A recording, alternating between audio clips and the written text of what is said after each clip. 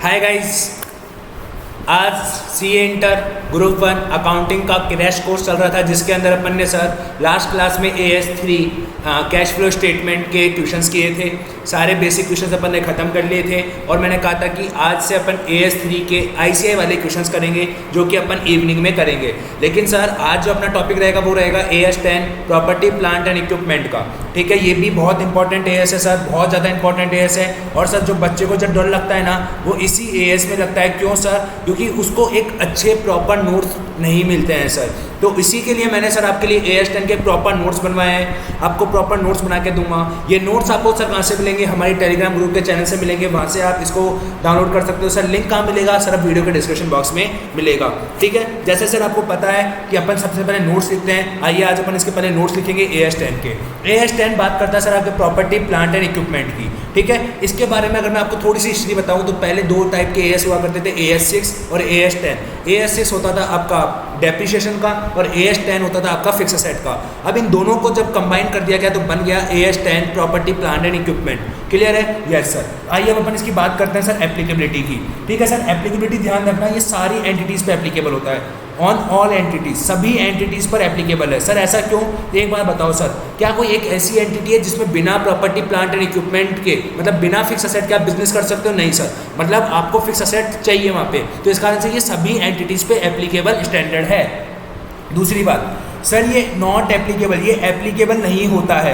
क्या बोला सर मैंने? It is not applicable on. Sir ये कौन सी असेट पे एप्लीकेबल नहीं होता? सर ये बायोलॉजिकल जो असेट्स होती है सर उन पे एप्लीकेबल नहीं होता। अब सर आपका अगला क्वेश्चन आएगा कि सर ये बायोलॉजिकल असेट होती क्या है। अब आपका अगला क्वेश्चन आएगा सर ये बायोलॉजिकल असेट होती क्या है। तो सर बायोलॉजिकल असेट बेसिकली देखा जाए दो टाइप की आपकी असेट होती है। जो पहला एक एनिमल, क्या सर? एनिमल। और दूसरा होता है आपका प्लांटेशन। प्लांटेशन मतलब जो आप पेड़ पौधे जो करते हो ना सर, वो प्लांटेशन। ठीक है, यस सर।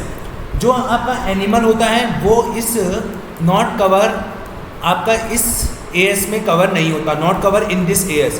इस AS में सर आप एनिमल को कवर नहीं करते हो। एनिमल के लिए सर एक अलग से AS है। क्लियर है? Yes sir. लेकिन जो प्लांटेशन होता है ना सर, प्लांटेशन भी दो टाइप का होता है आपके पास। एक होता है सर बियरर प्लांट। क्या होता है सर? एक होता है बियरर प्लांट, एक होता है अदर देन बियरर प्लांट, एक होता है सर अदर प्लांट। ठीक है, लेकिन अगर मैं बात करता हूँ सर बियरर प्लांट की, किसकी बात करता हूँ सर? अगर मैं बियरर प्लांट की बात करता हूँ तो सर ध्यान रखना वो इस AS में कवर होते हैं।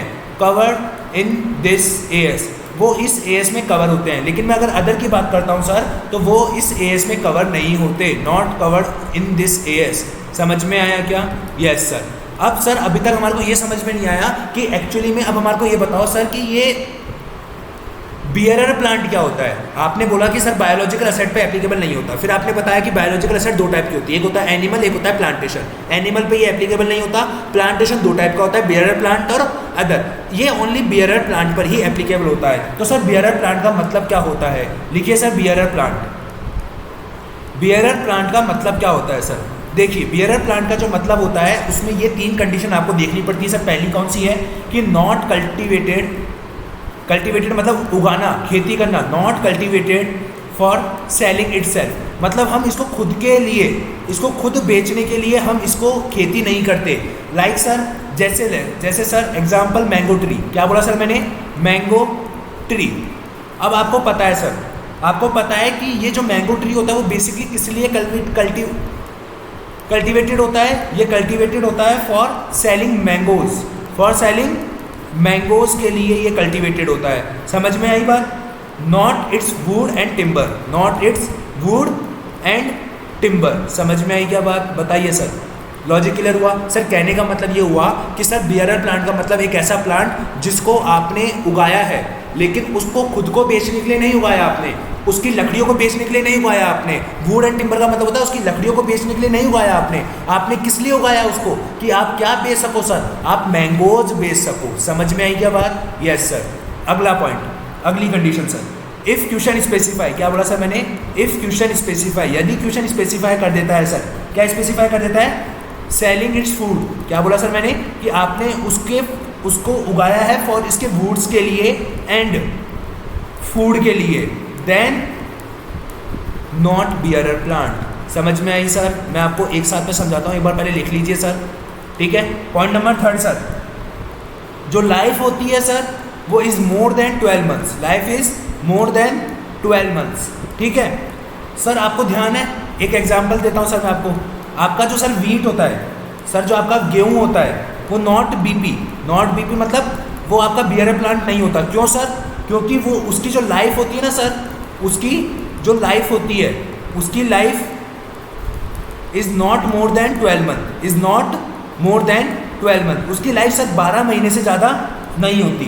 तो सर कहने का मतलब क्या हुआ? सर कहने का मतलब हुआ कि बियरर प्लांट का मतलब एक होता है एक ऐसा प्लांट। मैं आइए सर आपको एग्जांपल से समझाता हूँ। लेट सपोज सर आपके पास, देखिए सर आपके पास एक है सर मैंगो ट्री, ठीक है, एक है सर आपके पास कौन सा? वीट। ठीक है, समझ में आया? Yes sir. Mango tree sir, एक बात बताओ, मैंगो ट्री मतलब आम का पेड़। आप आम के पेड़ को उगा रहे हो, किसके लिए उगा रहे हो? आपका बेसिक ऑब्जेक्टिव क्या है कि आप क्या सेल करोगे? मैंगो। आप क्या सेल करोगे सर? मैंगो। अगर आप मैंगो सेल करोगे मतलब ये बियरर प्लांट है। लेकिन अगर आपने बोला कि मैं सेल करूंगा क्या सर? वुड। वुड बोले तो सर इसकी लकड़ियाँ, इसके टिम्बर, अगर मैं इसको सेल करूंगा तो मतलब ये आपका बियरर प्लांट नहीं है। समझ में आई क्या बात? Yes sir. क्या बोला सर कि अगर आप उस पेड़ को, उसकी किसी आप ऐसे पेड़ को या फिर ऐसे किसी की आप खेती कर रहे हो जिसको आप, जिसके प्रोडक्ट को बेचने के लिए अगर आप उसकी खेती करते हो तो वो आपका क्या माना जाएगा? क्या माना जाएगा सर? Bearer plant. लेकिन प्रोवाइडेड सर, अब वीट की बात करते हैं। वीट को सर अपन जो गेहूं होता है, गेहूं की अपन जब खेती करते हैं तो क्या अपन क्या सेल करने के लिए सर? सेलिंग करने के लिए only wheat, not it's timber. अगर हमने वीट सेल करने के लिए करा है तो ये आपका क्या माना जाएगा? बियरर प्लांट माना जाएगा। बट सर आपको पता है एक और कंडीशन देखनी पड़ती है। बट सर आपको एक और कंडीशन देखनी पड़ती है दोनों ही में, क्या इसका जो टाइम पीरियड है क्या वो मोर देन 12 मंथ है क्या? No sir. तो इस कारण से ये बीपी नहीं होगा। समझ में आया क्या? Yes sir. मतलब सर आपको कहने का मतलब हो गया कि आपको अगर बियरर प्लांट चेक करना है तो सर आपकी दोनों कंडीशन फुलफिल होनी चाहिए। क्या होनी चाहिए sir? Both condition are fulfilled. Both condition, दोनों कंडीशन आपकी क्या होनी चाहिए सर? फुलफिल्ड होनी चाहिए। Both condition are fulfilled. अगर दोनों कंडीशन फुलफिल्ड होती है तो ही हम उसे क्या कहते हैं सर? हम तो ही उसे कहते हैं बियरर प्लांट। समझ में आया सर?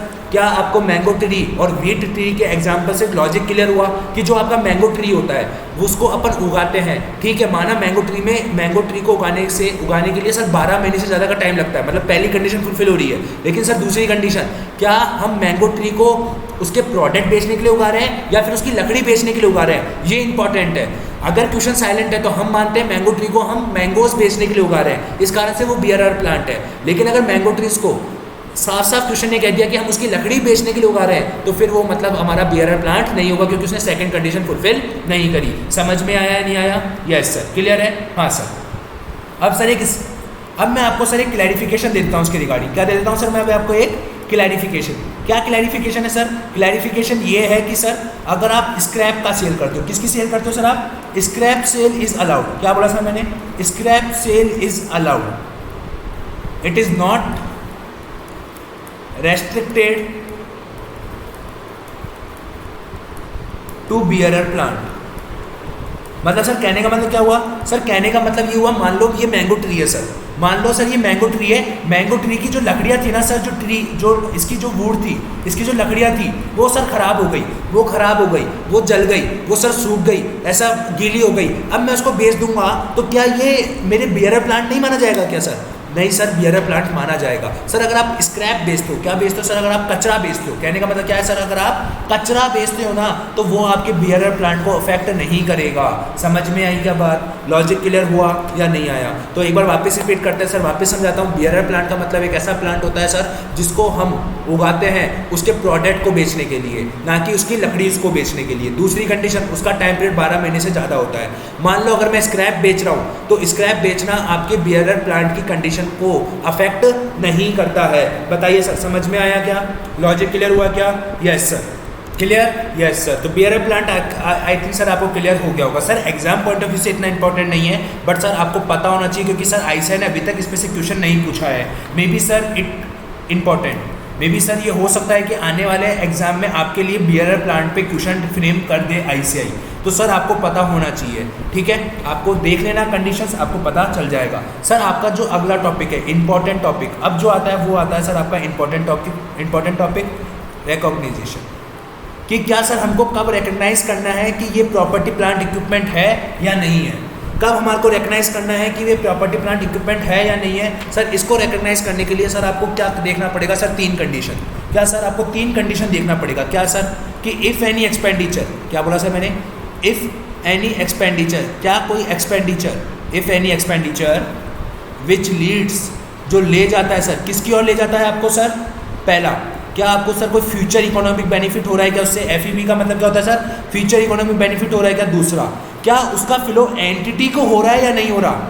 क्या उसका फ्लो एंटिटी को हो रहा है या नहीं हो रहा? तीसरा, क्या सर उसकी कॉस्ट को कैन बी रिलायबली एस्टिमेटेड किया जा सकता है या नहीं किया जा सकता? समझ में आई क्या बात?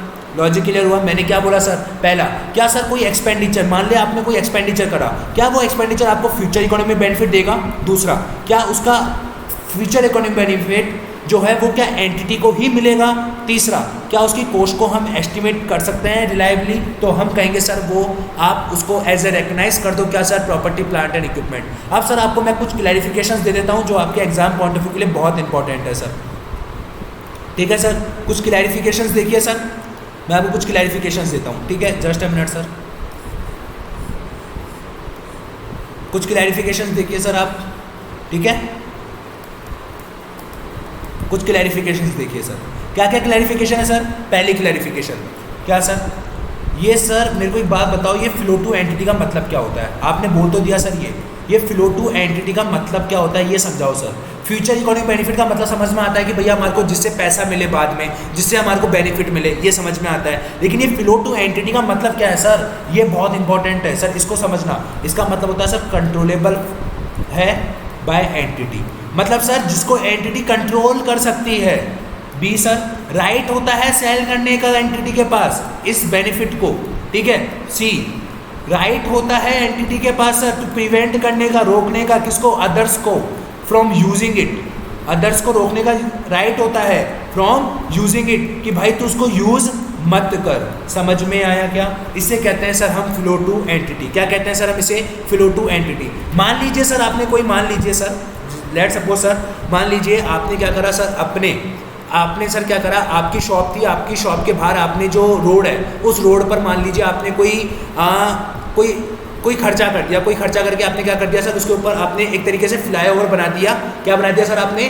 फ्लाईओवर बना दिया, ताकि लोग आपकी दुकान पर आ सके, ताकि लोग आपकी दुकान पर आ सके इजीली ट्रैफिक से बचकर। आपने क्या करा सर? फ्लाईओवर बना दिया। क्या वो फ्लाईओवर आपके लिए पीपी ही होगा या नहीं होगा? उसके लिए सर पहली कंडीशन, क्या आपको उससे बेनिफिट होगा? हाँ सर, डेफिनेटली बेनिफिट होगा आपको। क्या वो उसकी कॉस्ट आप एस्टिमेट कर सकते हो? यस सर, कितनी कॉस्ट लगेगी वो पता चली जाएगा कि कितने रुपए में आपका फ्लाईओवर बनेगा। तीसरा, क्या वो एंटिटी को फ्लो करेगा या नहीं करेगा? उसके लिए सर क्या उसके ऊपर एंटिटी का कंट्रोल है? यस सर, एंटिटी का कंट्रोल है। क्या उसके पास एंटिटी का राइट टू सेल है? नहीं है। क्या right to prevent other from using it है? क्या नहीं है सर। क्यों? क्योंकि सर रोड पर अगर आप कोई फ्लाईओवर बना रहे हो तो उसे और भी बंदे यूज करेंगे, और भी कॉम्पिटिटर्स के जो कस्टमर है वो यूज करेंगे। तो सर ये आपका क्या नहीं है, इस पर पूरा राइट नहीं है, आपका कंट्रोल नहीं है सर इसके ऊपर। क्या बोला सर मैंने? बेसिकली इसके ऊपर आपका कंट्रोल नहीं है। ये कंट्रोल का जो वर्ड है ना सर ये जो राइट टू सेल है ये मतलब कंट्रोल वर्ड से आया है। कि कंट्रोल बोलेंगे किसे? कंट्रोल किसे कहते हैं अपन? कि जब मेरे पास राइट हो उसको सेल करने का। कब कहते हैं कंट्रोल? कि सर जब मेरे पास राइट है कि मैं दूसरों को यूज नहीं करने दूंगा, उसे कहते हैं कंट्रोल। क्योंकि सर आपके पास कंट्रोल ही नहीं होगा तो सर इसका मतलब आप फ्लो टू एंटिटी ही नहीं है। समझ में आया या नहीं आया? लॉजिक क्लियर हुआ या नहीं हुआ? तो सर एक तरीके से क्या आप फ्लाईओवर जो आपने बनाया है क्या आप उसको पीपी रिकॉग्नाइज कर सकते हो? नहीं कर सकते। क्लियर है? Yes sir. तो सर लेकिन इतना मोटा हमने जो खर्चा कर दिया उसका हम क्या करें? सर आप उसको रिकॉग्नाइज कर दो। क्या कर दो सर? रिकॉग्नाइज तो कर ही नहीं सकते, मतलब सर आप उसको कैपिटलाइज कर दो। आइए सर अपन आगे लिखते हैं इधर। क्या बोला मैंने?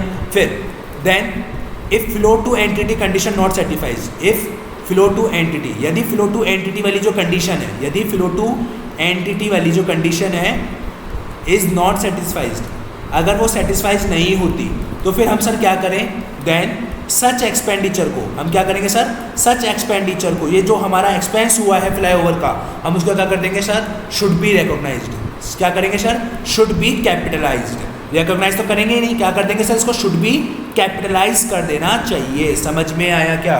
बताइए सर, लॉजिक क्लियर हुआ या नहीं हुआ? समझ में आया या नहीं हुआ? क्लियर हुआ या नहीं हुआ? लाइक सर मैं अगर इसके एग्जांपल्स दूं आपको, जो ICAI के सर ये क्लैरिफिकेशंस है, ये सर मेरे बनाए हुए एग्जांपल्स नहीं है, ये ICAI के क्लैरिफिकेशंस पॉइंट है।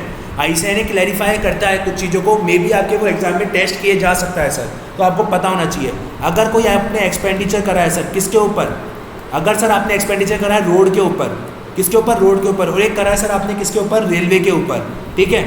तो सुनना सर, अगर आपने रोड के ऊपर करा है तो सर वो आप क्या नहीं करोगे, उसको क्या करना पड़ेगा, आपको कैपिटलाइज करना पड़ेगा। क्या करना पड़ेगा सर, कैपिटलाइज करना पड़ेगा। अभी जो मैंने एग्जांपल दिया, कैपिटलाइज करोगे नॉट एज एन असेट, आप उसको एज एन असेट रिकॉर्ड नहीं करोगे, आप उसको क्या करोगे, ओनली कैपिटलाइज करोगे।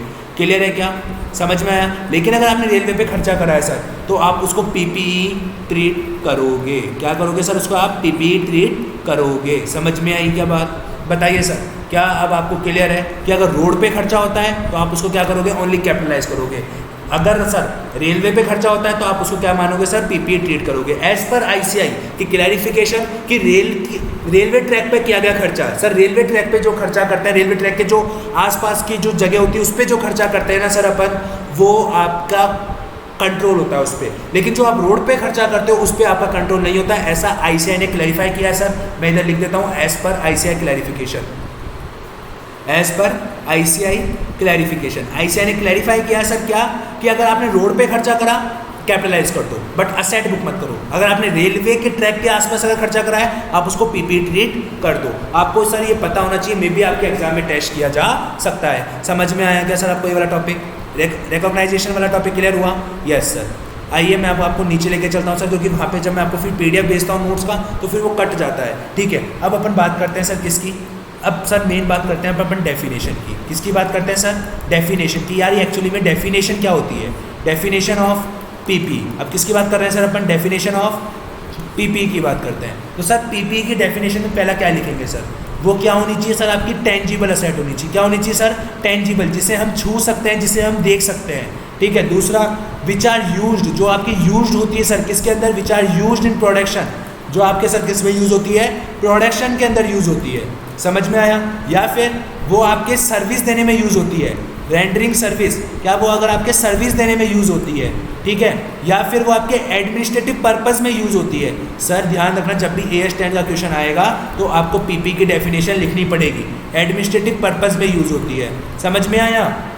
या फिर और उसकी जो लाइफ है, और उसकी जो लाइफ है वो क्या होती है सर, मोर देन 12 मंथ्स होती है। तो सर हम उसे क्या कहते हैं, डेफिनेशन ऑफ PPE। क्या कहते हैं सर, हम उसे PPE कहते हैं। क्लियर हुआ क्या, समझ में आया क्या सर, बताइए।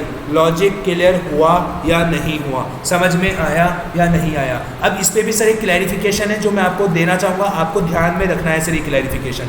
क्या सर, कि मान लीजिए अगर कोई प्रॉपर्टी है सर, क्या बोला मैंने, अगर कोई प्रॉपर्टी है, ठीक है, मैं उसको सर, मैंने जो प्रॉपर्टी है ना वो उसको मैंने हेल्ड कर रखा है, किसके लिए, for the purpose of earning rent, for the purpose of earning rent, for the purpose of earning rent, ताकि मैं क्या कमा सकूँ सर, मैं रेंट कमा सकूँ। तो क्या ये मेरा PPE होगा, नहीं सर ये मेरा PPE नहीं होगा। क्यों सर, क्योंकि देखिए सर, क्या ये मेरे प्रोडक्शन में काम आ रहा है, नहीं। क्या मेरे सर्विस देने में काम आ रहा है, नहीं। क्या ये मेरे एडमिनिस्ट्रेटिव पर्पज में काम आ रहा है, नहीं सर। ये मेरे रेंट पर्पज में, मेरा इन्वेस्टमेंट है सर, तो ये मेरा PPE नहीं माना जाएगा। क्लियर है क्या, समझ में आई क्या बात। Yes sir. अब आगे सर, एक पहला क्लैरिफिकेशन क्लियर है। दूसरा क्लैरिफिकेशन आता है सर आपके स्पेयर पार्ट्स का।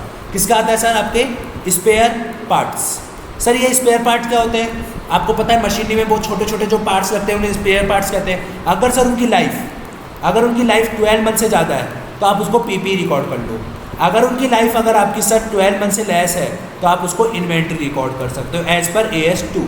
क्लियर है क्या, समझ में आया या नहीं आई बात, बताइए सर। आपको सर मैं वो सारे नोट्स इस तरीके से लिखा रहा हूँ ताकि आपको अभी से ही इन चीज़ों की प्रैक्टिस हो जाए। क्यों सर, क्योंकि ICAI मे भी आपसे पूछ सकता है, मे भी सर आपसे वो ट्रू फॉल्स पूछ सकता है। एक बार जैसे मई 2018 या नवंबर 2018 के आसपास जैसे आपसे ट्रू फॉल्स पूछे गए थे, वो पूछ सकता है कि if the life of spare part is more than 12 months then it shall be dealt as per AS 2। आप लिख कर आना sir wrong, why, life is more than 12 month then it will be treated as PPE। Clear है क्या, बताइए sir, समझ में आ रहा है क्या सर। ये वो सारी क्लैरिफिकेशन है जो आपको ध्यान में होनी चाहिए। बताओ सर, क्लियर हो रहा है। Yes sir. क्या सर अभी तक जो हमने पढ़ा क्या वो एग्जाम में आता है, सर आता है, लेकिन इतना नहीं आता जो कि अब हम पढ़ने जा रहे हैं ना वो ज़्यादा एग्जाम में आता है। ऐसा क्या पढ़ने जा रहे हैं सर, अब हम जो पढ़ने जा रहे हैं ना सर वो इंपॉर्टेंट है। क्या इंपॉर्टेंट है सर? अब हम पढ़ने जा रहे हैं सर इनिशियल रिकॉग्निशन। क्या सर? इनिशियल लिखते हैं सर पर टॉपिक इनिशियल। अपन इनिशियल रिकॉग्नाइज किससे करेंगे भाई? इनिशियल रिकॉग्निशन भी तो करना पड़ेगा अपन को। किस पर अपन उसको क्या करेंगे सर? रिकॉग्नाइज करेंगे। किस पर रिकॉग्नाइज करेंगे? तो सर इसके लिए आपको सर पढ़ने पड़ेंगे 3 टॉपिक। कौन से टॉपिक पर सर? 3 टॉपिक पढ़ने पड़ेंगे आपको सर इसके लिए। पहला होता है सर शेयर एक्सचेंज। अगर आप सर प्रॉपर्टी खरीद रहे हो एक्सचेंज करके, क्या सर? शेयर देकर। और दूसरा होता है sir other than share exchange. Other than share exchange. आप शेयर एक्सचेंज नहीं कर रहे, लेकिन आप क्या कर रहे हो सर? आप क्या कर रहे हो? आप शेयर नहीं दे रहे, लेकिन आप सर आप क्या दे रहे हो? प्रोडक्ट के बदले में प्रोडक्ट, असेट के बदले में आप असेट दे रहे हो। मतलब असेट के बदले में असेट देना। और एक सर इनिशियल रिकॉग्निशन में एक आता है अपने टॉपिक, कौन सा? जो कि बहुत ज़्यादा इंपॉर्टेंट होता है सर, कौन सा? Cash and credit. ये इंपॉर्टेंट है सर, ये एग्जाम में बहुत ज़्यादा पूछा जाता है। कौन सा वाला टॉपिक? ये वाला। लेकिन सर ये भी इंपॉर्टेंट है, आप इनको इग्नोर करके नहीं जा सकते सर, क्योंकि सीए के एग्जाम में सर अब की बार अब कुछ भी पूछा जा सकता है सर। शेयर एक्सचेंज के अंदर सर अपन 2 टॉपिक पढ़ते हैं, 2 टाइप के क्वेश्चन आते हैं सर। सुनना, क्या सर आपको fair value of PPE given है? क्या बोला सर मैंने? क्या आपको fair value of PPE is given? Sir एक एक क्वेश्चन करेंगे कल अपन, तब मैं आपको क्रॉस रेफरेंस करवाऊंगा। अगर fair value of PPE is given है तो हम क्या करेंगे सर? पीपीई को रिकॉर्ड करेंगे। पीपीई अकाउंट डेबिट किस पर सर? @फेयर वैल्यू पर। @फेयर वैल्यू पर। और 2 क्या दे रहे हैं सर? शेयर दे रहे हैं, 2 शेयर कैपिटल। और अगर सिक्योरिटी प्रीमियम पे इशू कर रहे हैं तो 2 सिक्योरिटी प्रीमियम। समझ में आया? लेकिन सर अगर fair value of share given हो तो, क्या बोला सर मैंने? Fair value of share given हो तो कोई बात नहीं। अब फेयर वैल्यू ऑफ शेयर अगर गिवन है तो पीपी को आप किस पर रिकॉर्ड कर लो sir? Fair value of share पर रिकॉर्ड कर लो।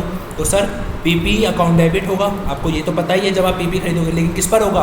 अब किस पर होगा सर? अब होगा फेयर वैल्यू ऑफ शेयर पे। समझ में आई क्या बात? बताइए सर, लॉजिक क्लियर हुआ क्या? समझ में आया? Yes sir. और एंट्री क्या करोगे सर?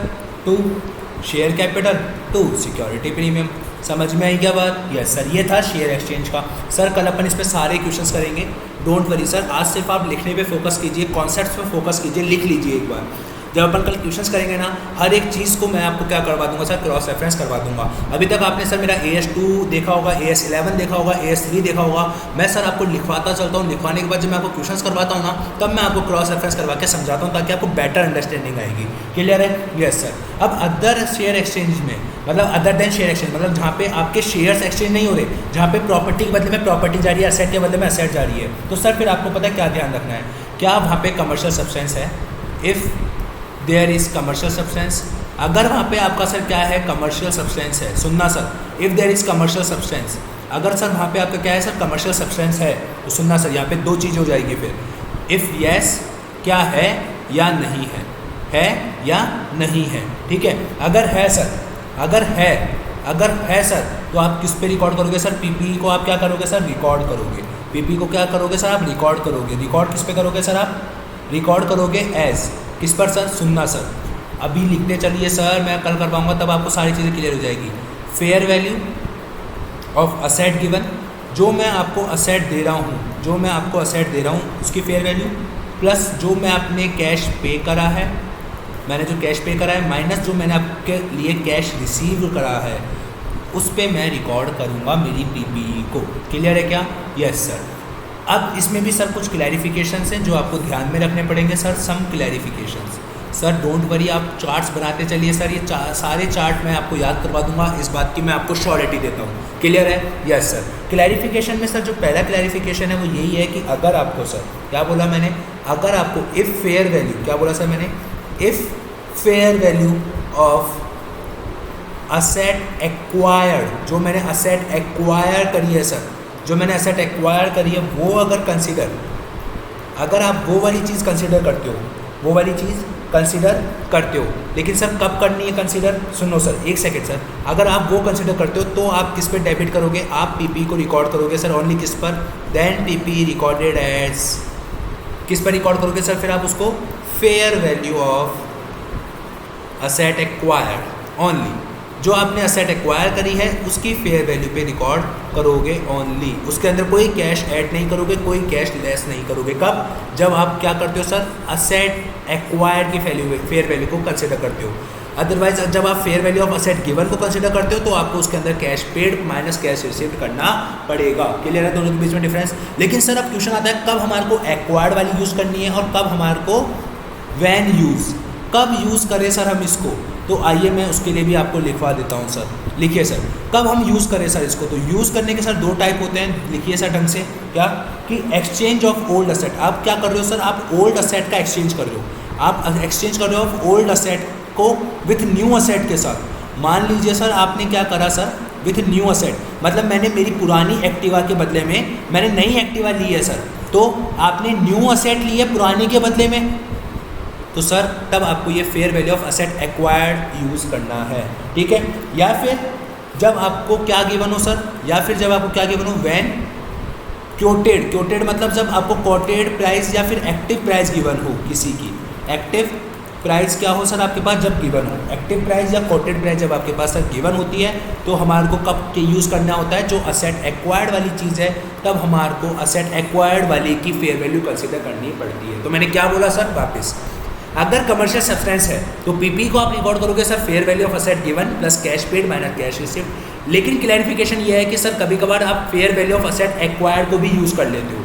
वो सिचुएशन कब आएगी, जब आप एक्सचेंज कर रहे हो अपनी ओल्ड असेट का विथ न्यू असेट के साथ, या फिर जब आप क्योटेड या एक्टिव प्राइस आपको गिवन है। अगर ऐसा है तो सर फिर आप fair value of asset acquired only इसी से ही आप अपनी पीपी को क्या करोगे, रिकॉर्ड करोगे, कोई कैश ऐड कोई कैश लेस नहीं करोगे। क्लियर है क्या? यस सर, लिख लिया?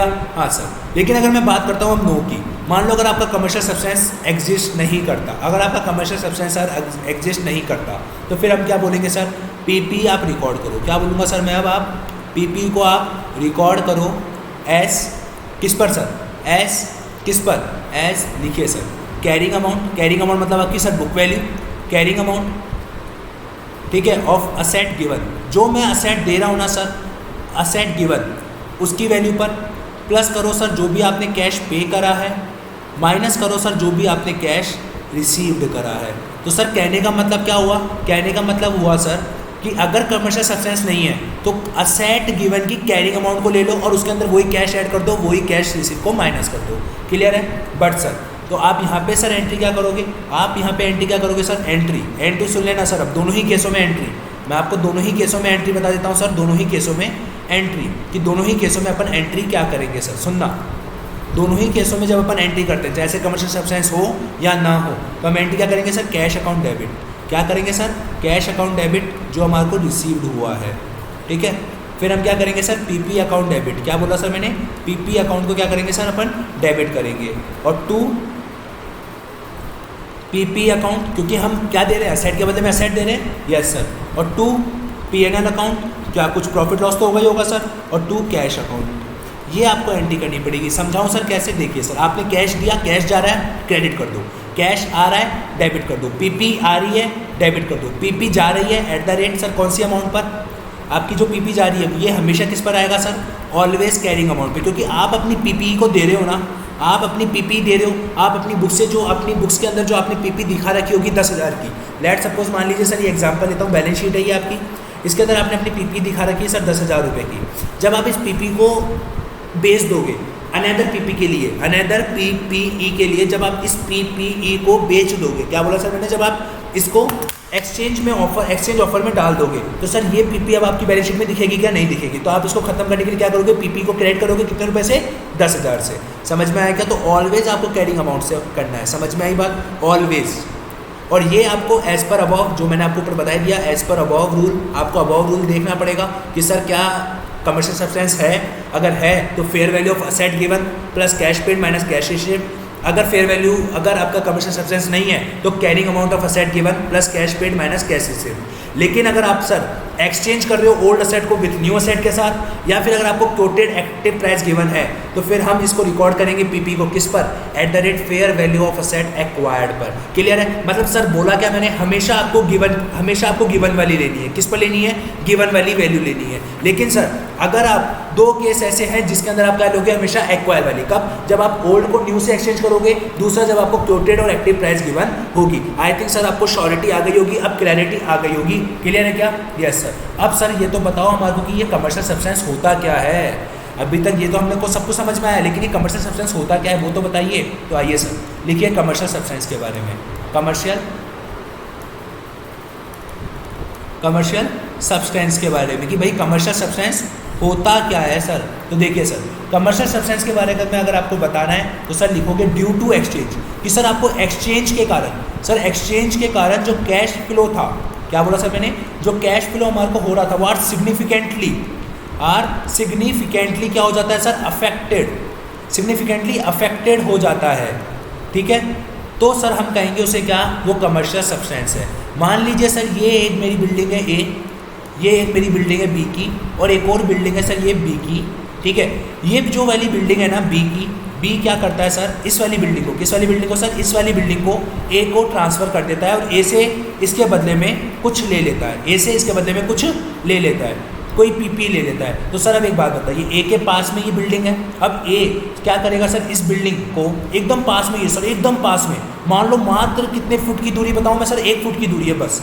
तो अब ए क्या करेगा सर, इन दोनों एक फुट की दूरी को ख़त्म करेगा और इसको पूरा एक कर देगा। एक करने से सर उसका जो कैश फ्लो था वो बढ़ जाएगा। कैसे सर, क्योंकि उसका प्रोडक्शन का जो स्केल है, उसकी जो लैंड है वो बढ़ गई, तो वो ज़्यादा से ज़्यादा प्रोडक्शन कर पाएगा। मतलब सर इस क्वेश्चन में क्या है, कमर्शियल सब्सटेंस एग्जिस्ट करता है। सर आपके एग्जाम में क्या होगा, सर आपके एग्जाम में गिवन होगा कि कमर्शियल सब्सटेंस है या नहीं है। क्लियर है क्या, समझ में आया क्या? ये आपका प्रैक्टिकल लाइफ के अंदर जज किया जाता है कि ऐसे कि भैया ये फिट की दूरी को, ठीक है, लेकिन आपके एग्जाम पर्पस के लिए आपको हमेशा गिवन होगा कि कमर्शियल सब्सटेंस है या नहीं है। क्लियर है क्या, बताइए सर, समझ में आया? क्या अपन ने शेयर एक्सचेंज कर लिया? Yes sir. क्या अपन ने अदर देन शेयर एक्सचेंज कर लिया? Yes sir. अब हमारे मेन टॉपिक पे आ जाए सर। अब हमारा मेन टॉपिक क्या था सर, हमारा cash and credit. Important topic है सर, इसमें से बहुत सारे क्वेश्चंस बनते हैं सर, और ऐसा नहीं है कि इसमें से भी नहीं बनते, इसमें से भी बनते हैं सर, लेकिन एज कंपैरेटिवली उसमें से ज़्यादा आपके क्वेश्चंस आते हैं। आइए सर कैश और क्रेडिट सिस्टम की बात करते हैं। कैश और क्रेडिट सिस्टम की, इसकी सर कैश और क्रेडिट सिस्टम की बात करते हैं। ठीक है सर, कैश और क्रेडिट सिस्टम में सर ध्यान रखना आपके सर 2 चीज़ें होती है। क्या होती है सर? 2 चीज़ें होती है। 2 चीज़ें कैसे होती है सर, सुनना। 2 चीज़ें इस तरीके से होती है कि सर कभी कभार वो क्या करता है, आपसे असेट को कैश पे भी ले सकता है, और कभी कभार वो सर आपकी असेट को क्रेडिट पर भी ले सकता है। तो सर सुनिएगा, अगर वो कैश पर ले रहा है आपकी असेट को, अगर आपकी असेट को कैश पर ले रहा है, तो सर हम कैसे निकालेंगे इसकी कोस्ट को, कॉस्ट ऑफ पीपी कैसे डिटरमाइन करेंगे, ये ध्यान रखना सर। ये एक इंपॉर्टेंट क्वेश्चन बनता है सर एग्जामिनर का। आपको मैं जब कल क्वेश्चन सॉल्व करवाऊंगा ना, बहुत सारे क्वेश्चन आपको इस पर मिलेंगे कि बताइए what is the cost of PP, what is the cost of PP. तो सर अपन अब इसको समझने जा रहे हैं। समझ में आई क्या बात, बताइए सर, लॉजिक क्लियर हुआ क्या, समझ में आ रहा है? Yes sir. ठीक है, तो करते हैं sir upon cost of PP को निकालेंगे कैसे। देखिए सर बहुत इंपॉर्टेंट है, जैसा सर मैंने आपको इन्वेंट्री में बताया था ना, सेम वैसे ही निकालना है, बट इसके अंदर कुछ और ऐसा ही आपसे एडजस्टमेंट पूछ लेता है, तो सारे एडजस्टमेंट का भी अपन क्या बना लेंगे, एक बार की नोट बना लेंगे। तो सर स्टार्ट करेंगे सबसे पहले परचेज प्राइस की, भाई आपकी परचेज प्राइस क्या है, इसमें से क्या माइनस करेंगे सर, आपका ट्रेड डिस्काउंट। और आपको पता है ट्रेड डिस्काउंट हमेशा परचेज प्राइस पर ही कैलकुलेट होता है। फिर उसमें हम क्या जोड़ेंगे सर, हम उसमें अंदर जोड़ेंगे जो भी टैक्सेस होंगे। क्या जोड़ेंगे सर, टैक्सेस को जोड़ेंगे। सर अब टैक्सेस जोड़ेंगे, उसके लिए आप बना लो एक नोट कि भाई टैक्सेस कब जुड़ते हैं कब नहीं जुड़ते हैं। ठीक है, फिर हम क्या जोड़ेंगे सर, हम जोड़ेंगे डायरेक्ट एट्रीब्यूटेबल एक्सपेंडिचर। कैसे, कौन से एक्सपेंडिचर हैं जो डायरेक्टली एट्रीब्यूटेबल है, मतलब डायरेक्टली उससे रिलेट करते हैं या नहीं करते। इंपॉर्टेंट टॉपिक है सर, कई बार एग्जाम में आता है, मोस्टली टाइम यही एग्जाम में आपके पूछा जाता है। ठीक है, फोकस सर। प्लस क्या करेंगे सर, इंटरेस्ट। क्या ऐड करेंगे सर, इंटरेस्ट ऐड करेंगे। कब करेंगे सर, इफ़ क्वालिफाइंग असेट होगा, क्यूए बोले तो सर क्वालिफाइंग असेट होगा। ठीक है, फिर क्या करेंगे सर, अपन माइनस करेंगे। क्या माइनस करेंगे सर, नहीं सॉरी प्लस करेंगे, क्या, प्रोविज़न फॉर डीआरएस को। सर ये प्रोविज़न फॉर डीआरएस क्या होता है सब बताऊंगा सर, अभी सिर्फ आप लिखते चलिए, अपन सबको एक्सप्लेन करेंगे। माइनस क्या करेंगे सर, आपकी इनकम। क्या माइनस, इनकम जो आपकी डायरेक्टली, क्या बोला सर मैंने, आपकी जो डायरेक्टली एट्रीब्यूटेबल है, एट्रीब्यूटेबल है किसके लिए सर, टू असेट पर। ठीक है, इसका भी आप नोट बना लीजिए सर एक। ठीक है, तो सर आपके पास क्या आ जाएगा, सर आपके पास आ जाएगा एक तरीके से कोस्ट। क्या आ जाएगी सर, आपके पास कोस्ट आ जाएगी। क्लियर है क्या? Yes sir. अब आइए सर मैं इसका एक एक नोट आपको समझाता हूँ। पहले मैं बात करता हूँ सर रिफंडेबल टैक्स के नोट की। किसकी बात करता हूँ, रिफंडेबल जो टैक्स है, टैक्स के रिफंड, टैक्स के नोट की बात करता हूँ। आइए नोट नंबर 1, नोट नंबर 1 लिखते हैं सर टैक्स।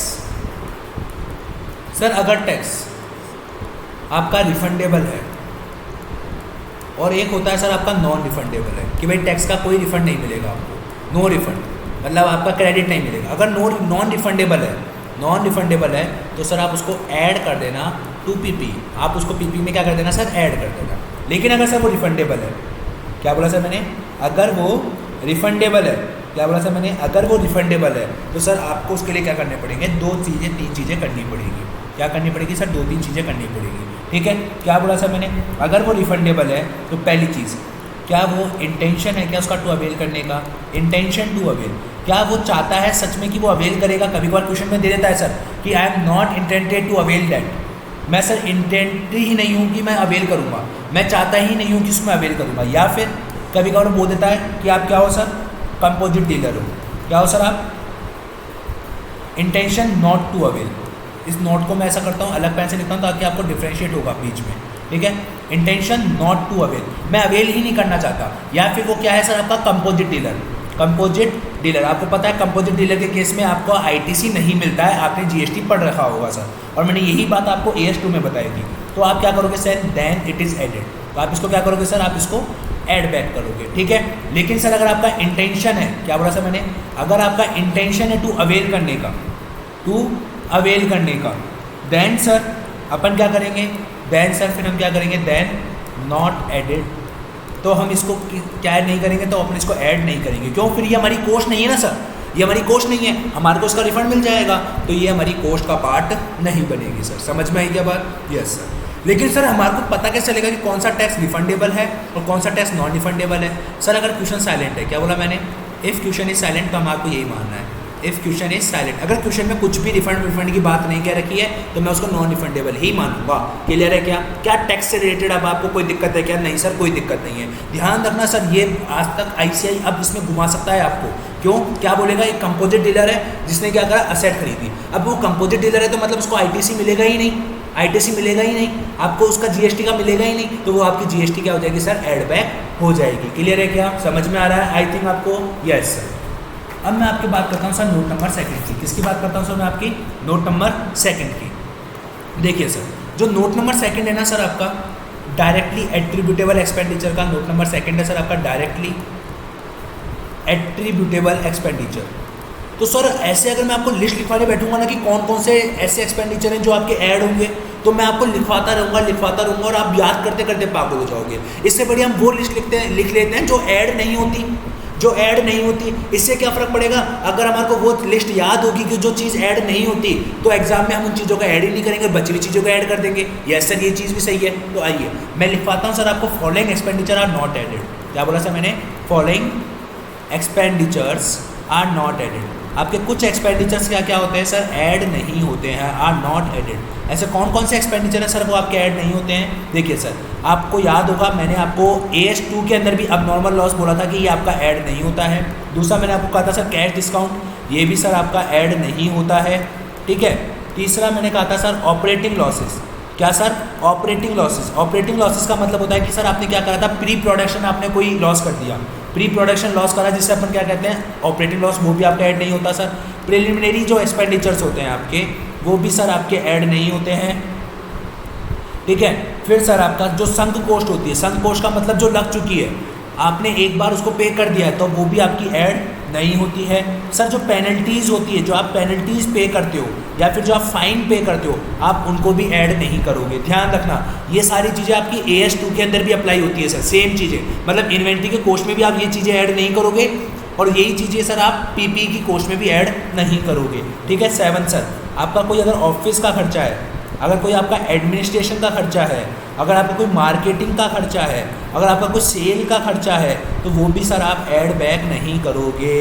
सर अगर आपकी कोई ट्रेनिंग फीस है, क्या सर आपने मशीनरी को कैसे यूज़ करा जाए उसके लिए अगर आपने किसी ट्रेनर को बुलाया है तो वो भी आपके ऐड नहीं होगी, क्योंकि वो मशीनरी से रिलेटेड खर्चा नहीं है सर, वो मशीनरी की यूज़ करने से खर्चा है। मशीनरी को गोडाउन तक लाने का, उसको इंस्टॉल करने तक का खर्चा उसकी कॉस्ट में ऐड होता है, बाकी खर्चा कोई ऐड नहीं होता। ठीक है सर। जो 9वां है वो होता है सर प्रोफेशनल फ़ीस। आपने किसी को सर प्रोफेशनल फ़ीस दी है, कैसी वाली प्रोफेशनल फ़ीस दी है फॉर चूजिंग करने के लिए। चूजिंग करने के लिए मतलब कि यार कौन सी मशीनरी सही है, कौन सी मशीनरी गलत है, उसके लिए मतलब आपने एक तरीके से सजेशन फ़ीस दी है। अपन सीए को नहीं देते क्या, जैसे अपन जब सीए बन जाते हैं तो अपन बोलते हैं कि भाई बताना इसका पैसे को मैं कहाँ डालूँ, कहाँ लगाऊँ। तो वो वाली अगर आपने प्रोफेशनल फ़ीस दी है कि कौन सी मशीनरी खरीदनी चाहिए, नहीं खरीदनी चाहिए, तो वो उसको भी आप ऐड बैक नहीं करोगे, क्योंकि वो क्या है आपकी संक पोस्ट है। क्या है सर आपकी वो संक पोस्ट है। उसके बाद सर ध्यान रखना सर ये सारी चीज़ें आप ऐड बैक नहीं करोगे। उसके बाद सर अगर इनएफिशिएंसी होती है प्रोडक्शन के अंदर, क्या बोला सर मैंने, इनएफिशिएंसी होती है किसके अंदर सर, प्रोडक्शन के अंदर, तो आप उसको भी ऐड बैक नहीं करोगे सर। 11वां क्या बोला सर मैंने, अगर सर आप सर अगर कोई एक्सपेंडिचर कराए सर, अब मैं आपको कुछ और बताता हूँ सर, जैसे मेंटेनेंस का खर्चा है सर, मेंटेनेंस का खर्चा है सर, या फिर रिपेयर का खर्चा है, वो भी सर आपकी कॉस्ट में ऐड नहीं होता। क्लियर है क्या, मेंटेनेंस और रिपेयर का खर्चा भी सर आपकी कॉस्ट में ऐड नहीं होता है। 12वां पॉइंट सर जो आपके एलोकेटेड ओवरहेड होते हैं, जो एलोकेट ओवरहेड होते हैं, चलो ओवरहेड के लिए मैं आपको एक अलग से बता दूंगा, चार्ट बनवा दूंगा, आपको कन्फ्यूज़न नहीं होगा सर। अब आपके ध्यान रखना, अब मैं आपको बताता हूँ सर 2-3 खर्चे और जो कि बहुत इंपॉर्टेंट है एग्जाम पर्पज़ के लिए, सुनना सर।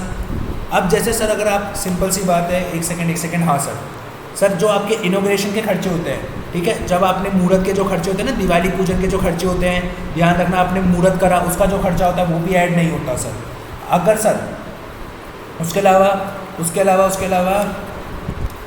अपन बात करते हैं सर किसके, वर्कर्स की खर्चों की। किसकी बात करते हैं सर, एनी एक्सपेंडिचर जो किससे रिलेट करता है सर, जो रिलेट करता है टू किससे सर, रिलेट्स टू किससे सर, वर्कर से। किससे बात करता है सर, अगर वो वर्कर से रिलेट से होता है खर्चा, किससे, वर्कर से। किससे सर, वर्कर से। तो अब ध्यान रखना सर, वर्कर से रिलेटेड 2 खर्चे होते हैं सर।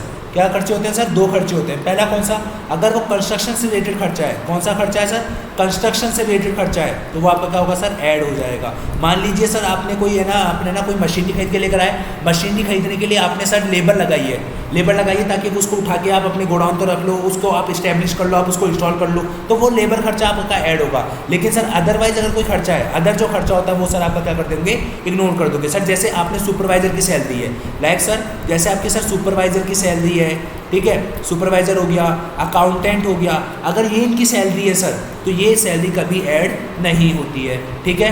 Yes sir. अब बात करते हैं 14th पॉइंट की सर। ये जो मैं लिस्ट बनवा रहा हूँ ना, बहुत इंपॉर्टेंट लिस्ट है सर। अब अपन बात करते हैं सर किसकी, शिफ्टिंग एक्सपेंडिचर की। किसकी सर, शिफ्टिंग की। ये बहुत इंपॉर्टेंट है सर, शिफ्टिंग एक्सपेंडिचर, और इस पर कई बार क्वेश्चन बना चुका है सर आईसीआई। शिफ्टिंग एक्सपेंडिचर सुनना सर, शिफ्टिंग एक्सपेंडिचर में ध्यान से सुनना सर। अगर कोई मशीनरी जो फर्स्ट शिफ्टिंग होती है, इनिशियल, फर्स्ट बोले तो सर इनिशियल जो शिफ्टिंग होती है ना, वो आपकी ऐड होती है। लेकिन सर सब्सिक्वेंट जो शिफ्टिंग होती है ना सर, सब्सिक्वेंट आपकी इग्नोर होती है। क्लियर है क्या, यस सर। कैसे सर, मतलब अगर सर क्वेश्चन साइलेंट हो तो, इफ़ क्वेश्चन इज साइलेंट, यदि मैंने बोला सर अगर क्वेश्चन आपका साइलेंट होगा तो आप उसको क्या करोगे सर, आप उसको इग्नोर ही करोगे। मतलब सर क्वेश्चन में नहीं लिख रखा कि वो फर्स्ट है या सब्सिक्वेंट है, तो हम उसको इग्नोर करेंगे। फर्स्ट शिफ्टिंग का मतलब सर कैसे, कि मान लीजिए आपने कोई मशीनरी इंपोर्ट करी, कहाँ से इंपोर्ट मतलब खरीदी, कहाँ से खरीदी सर, जयपुर से। आपको जयपुर से मुंबई तक आपने उसको रखवा लिया। अब मुंबई से आप क्या बोल रहे हो, नहीं यार ये मुंबई में शिफ्ट नहीं होती यार, मैं ऐसा करता हूँ उसको पुणे शिफ्ट करता हूँ। तो मुंबई से जब आप पुणे लेकर गए तो ये जो खर्चा है ना सर, ये खर्चा उसकी कॉस्ट में ऐड नहीं होगा। क्लियर है क्या, क्योंकि अब क्या कर रहे हो आप, सब्सिक्वेंट शिफ्ट कर रहे हो, समझ में आया। लेकिन जब जयपुर से मुंबई का जो खर्चा है वो उसकी कॉस्ट में ऐड हो जाएगा। क्लियर है क्या, आई थिंक ये चार्ट आप बना लो सर, आपके काम आएगा। अब आते हैं सर 15th वाले पॉइंट पर। किस वाले पॉइंट पर सर, 15th वाले पॉइंट पर। 15th वाले पॉइंट पर आता है सर आपके कौन से खर्चे सर, इन्फ्रिंजमेंट के। कौन से सर, इन्फ्रिंजमेंट का खर्चा क्या होता है सर, इन्फ्रिंजमेंट का खर्चा होता है इन्फ्रिंजमेंट ड्यू। मतलब सर आपने क्या करा था सर, आपने जो मशीनरी खरीदी ना, उसका टाइटल किसी और ने ले रखा था, तो उसके टाइटल को आपने क्या करा सर, उसके टाइटल को आपने रिमूव करने के लिए, उसके टाइटल को एकदम फ्री करने के लिए सर आपने कोई खर्चा करा। अगर कोई खर्चा करते हो सर आप, तो वो क्या होगा सर, आपकी कॉस्ट में ऐड हो जाएगा। ठीक है, आपकी कॉस्ट में सर को क्या हो जाएगा, अगर कोई खर्चा आपने करा है सर टाइटल को फ्री करने के लिए, मतलब इन्फ्रिंजमेंट ड्यू था सर, किसी ने अपन ने क्या कर रखा था सर, कि किसी ने क्या करा सर, टाइटल को फ्री करने के लिए हमने क्या करा, टाइटल को फ्री करने। मान लो कि जो टाइटल था, जो मशीनरी था, वो टाइटल फ्री नहीं थी, उसमें डिफेक्ट था उसके टाइटल में डिफेक्ट था, मतलब उसकी ओनरशिप के लिए लड़ाई झगड़े चल रहे थे। उसकी ओनरशिप किसी ने इलीगली क्या कर रखी थी, इलीगली क्या कर रखी थी सर, उसको होल्ड कर रखी थी उसकी ओनरशिप को। तो उसकी ओनरशिप को फ्री करने के लिए जो मैं खर्चा करता हूँ सर, वो भी क्या करता हूँ मैं अपनी कॉस्ट में ऐड बैक करूँगा। क्लियर है क्या? यस सर, ठीक है, समझ में आया? Yes sir. 16 पॉइंट सर, अगर कोई भी लीगल एक्सपेंडिचर करा, आपने क्या करा सर, आपने कोई भी लीगल एक्सपेंडिचर करा, क्या करने में, ऑन ऑब्टेन करने में, क्या ऑब्टेन करने में सर, टाइटल को ऑब्टेन करने में अगर आपने कोई भी लीगल खर्चा करा तो वो भी आपका क्या होगा सर, एडेड होगा। ध्यान रखना सर, ये वो स्पेशल केसेस हैं सर जिसमें बच्चा कंफ्यूज हो जाता है। क्लियर है? Yes sir. अगला 17 पॉइंट की बात करते हैं सर, अब इसकी बात करते हैं सर 17 पॉइंट की। अब मैं बात करता हूँ सर ओवरहेड्स की। किसकी बात करता हूँ सर मैं? ओवरहेड्स की। सबसे इंपॉर्टेंट है सर ओवरहेड। ये एग्जाम में कई बार पूछा जाता है सर ओवरहेड। इसमें बच्चे बहुत सारी दिक्कत आती है सर बच्चों को, ठीक है। अगर ओवरहेड आपका सर कंस्ट्रक्शन से रिलेटेड है, किससे रिलेटेड है? सीधा सीधा आपके कंस्ट्रक्शन से रिलेटेड है या सीधा सीधा आपकी मशीनरी से रिलेटेड है, तो वो आपकी कॉस्टिंग में ऐड हो जाएगा। क्लियर है? Yes sir. लेकिन अगर वो आपका एलोकेटेड है मतलब आपने सर पढ़ रखा होगा अपने कॉस्टिंग के अंदर कि अपन क्या करते हैं सर, कुछ खर्चे ऐसे होते हैं जो कि एक डिपार्टमेंट के रिलेशन में नहीं होते, पूरी बिल्डिंग के रिलेशन में होते हैं, पूरे बिजनेस के रिलेशन में होते हैं। तो हम अगर उस खर्चे को अगर हर एक डिपार्टमेंट में एलोकेट करते हैं, उसे क्या कहते हैं? Allocated overhead. तो सर ये आपके ऐड नहीं होते, नॉट एडेड, आप इन्हें ऐड नहीं करोगे। क्लियर है क्या? Yes sir. अगला आता है सर आपके कौन सा? अगला आता है सर आपके, अगर कोई कॉस्ट है सरकार की, कॉस्ट है आपके रिमूवल की। किसकी कॉस्ट है सर? आपके cost of removal of old building. अगर आपने सर ओल्ड बिल्डिंग को कॉस्ट, आपने ओल्ड बिल्डिंग को रिमूव करने के लिए, मतलब ओल्ड बिल्डिंग को आपने पहले तोड़ा फोड़ा, तो जो आपने उसकी कॉस्ट आपने इनकर करी है ओल्ड बिल्डिंग को तोड़ने फोड़ने की, वो भी सर आपकी ऐड नहीं होगी। ध्यान रखना सर, वो भी आपकी ऐड नहीं होगी सर। ये ICAI की क्लैरिफिकेशन है जो मैं आपको लिखवा रहा हूँ सर। बहुत बार सर बच्चा इनमें कन्फ्यूजन हो जाता है। फिर सर अगर आपकी जो रीडेवलपमेंट की कॉस्ट है, क्या बोला सर मैंने? अगर कॉस्ट ऑफ रीडेवलपमेंट में, जैसे सर आपकी अगर कोई कॉस्ट है किसकी सर? रिकंस्ट्रक्शन की। कॉस्ट ऑफ रिकंस्ट्रक्शन जो आपकी कॉस्ट होगी सर, सुनना, कॉस्ट ऑफ रिकंस्ट्रक्शन, एक सेकेंड सर, आपकी जो कॉस्ट ऑफ रिकंस्ट्रक्शन है, तो उस कॉस्ट ऑफ रिकंस्ट्रक्शन की आपकी जो कॉस्ट होगी आप उसको क्या करोगे सर? ऐड बैक करोगे। क्लियर है क्या? मतलब आप वापस जो रिकंस्ट्रक्ट कर रहे हो सर, आप वापस जो रिकंस्ट्रक्शन कर रहे हो आप उसकी कॉस्ट को ऐड करोगे। लेकिन आपने अगर ओल्ड बिल्डिंग को हटाया है, ओल्ड बिल्डिंग को पहले तोड़ा है फोड़ा है न्यू बिल्डिंग बनाने के लिए, तो जो ओल्ड बिल्डिंग को आपने जो तोड़ा फोड़ा खर्चा है ना, वो आप ऐड बैक नहीं करोगे। शिफ्टिंग एक्सपेंडिचर भी सर आप ऐड बैक नहीं करोगे। क्लियर है क्या? समझ में आया क्या? Yes sir. क्या ये 17 पॉइंट आपको सर समझ में आए? ये 17 पॉइंट सर वो एक्सपेंडिचर है जिनको आपको सर क्या नहीं करना है, क्या नहीं करना है सर? आपको ऐड बैक नहीं करना है। कहाँ तक के सर? ये 12 तक के तो खर्चे आपको पता चल गए सर, लेकिन 13 14 से जो खर्चे हैं ना सर, उनके अंदर कंडीशंस है कि अगर इससे रिलेटेड होगा तो ऐड करेंगे, अगर इससे रिलेटेड नहीं होगा तो ऐड नहीं करेंगे। समझ में आई क्या बात? बताइए सर। अगर वीडियो पसंद आए तो सर लाइक करना मत भूलना सर, शेयर करना भी नहीं, ठीक है? शेयर तो जरूर करना सर। नोट नंबर 1 हो गया, नोट नंबर 2 हो गया। अब बात करते हैं सर हमारे नोट नंबर 3 की बात करते हैं। किसकी बात करते हैं सर? हमारे नोट नंबर 3 की। आइए सर नोट नंबर 3 की बात करते हैं, ठीक है? Note number 3। नोट नंबर 3 काय की बात करता है सर? Income directly attributable. ये बहुत आता है सर एग्जाम में, बहुत बार पूछा जाता है। इनकम डायरेक्टली जो क्या है सर आपके एट्रीब्यूटेबल है, मतलब डायरेक्टली ऐसी इनकम जो आपके डायरेक्टली एट्रीब्यूटेबल है, तो उसका क्या करेंगे? आइए सर मैं उसके भी नोट्स लिखवा देता हूँ आपको, ध्यान से सुनना सर। अगर कोई इनकम है सर, इफ़ एनी इनकम, अगर कोई भी इनकम सर आपकी रिसीव्ड होती है, क्या होती है सर? रिसीव्ड होती है as rent from old asset. आपने क्या कर रखा था सर? अपनी ओल्ड असेट को, आपका काम चल रहा था ओल्ड असेट का, तो आपने ओल्ड असेट का, जैसे मान लो आपकी बिल्डिंग का काम चल रहा था पूरा, तो आपने क्या सोचा यार बिल्डिंग का भी 3rd फ्लोर का काम चल रहा है, तो ऐसा करता हूँ मैं, पूरी बिल्डिंग का काम चल रहा है, तो जब तक पूरी बिल्डिंग का काम चलेगा तब तक मैं क्या करता हूँ, एक साथ में तो पूरी बिल्डिंग का काम हो नहीं सकता, तो मैं ऐसा करता हूँ उसका जो पार्किंग लॉट है, जो उसका पार्किंग लॉट है उसको मैं क्या कर देता हूँ सर? किराए पर दे देता हूँ, ओल्ड असेट्स का किराए पर दे देता हूँ। तो उससे जो मुझे रेंट मिलेगा, क्या वो मेरी इनकम डायरेक्टली एट्रीब्यूटेबल है क्या? नहीं सर, वो मेरी इनकम डायरेक्टली एट्रीब्यूटेबल नहीं है। क्लियर है क्या? Yes sir. तो मतलब any income received as a rent from old asset during the construction, क्या बोला सर मैंने? During the construction. अगर मुझे कंस्ट्रक्शन के दौरान मैंने क्या करा सर? किसी भी ओल्ड असेट को, ओल्ड असेट जो है उसको मैंने क्या कर दिया था सर? कंस्ट्रक्शन के दौरान रेंट पर दे दिया था, तो वो सर मेरा क्या नहीं होगा? Not be subtracted. तो वो मैं माइनस नहीं करूँगा, ऐसा नहीं कि मैं मेरी कॉस्ट को कम कर दूंगा, नहीं होगा सर, वो माइनस नहीं होगा। अगर कोई रेंटल इनकम है सर, क्या बोला मैंने? अगर कोई रेंटल इनकम है सर, क्या इससे रेंटल इनकम आई है? फ्रॉम एनी पोर्शन से, फ्रॉम क्या बोला सर मैंने? From any portion of let out, मतलब सर आपने क्या करा था, कोई पोर्शन लेट आउट कर रखा था during the reconstruction, during reconstruction मतलब रिकंस्ट्रक्शन के दौरान आपने क्या करा सर, कोई जैसे पार्किंग लोड था, आपने उसको क्या कर दिया सर, किराए पर दे दिया, तो उससे जो इनकम आएगी आप उसको भी क्या नहीं करोगे सर, नॉट बी सब्ट्रैक्टेड, आप उसको भी माइनस नहीं करोगे। क्लियर हो रहा है क्या, समझ में आ रहा है क्या? Yes sir. आगे आगे सर, आगे मैंने बोला कि सर अगर आपने सेल करा सर, आपके सर जैसे कोई माल बच गया, कोई पुराना माल आ गया सर, तो पुराना माल अगर आप बेचोगे तो वो तो आपकी कंस्ट्रक्शन से रिलेटेड है, तो आप उसको सर क्या कर दोगे, सीधा सीधा माइनस कर दोगे। मतलब अगर आपने ओल्ड मटेरियल का जो स्क्रैप है, अगर आप उसको माइनस करते हो, अगर आप क्या करते हो सर, उसको माइनस करते हो, तो वो क्या हो जाएगा सर, आपकी इनकम मानी जाएगी, आप उसको माइनस कर सकते हो।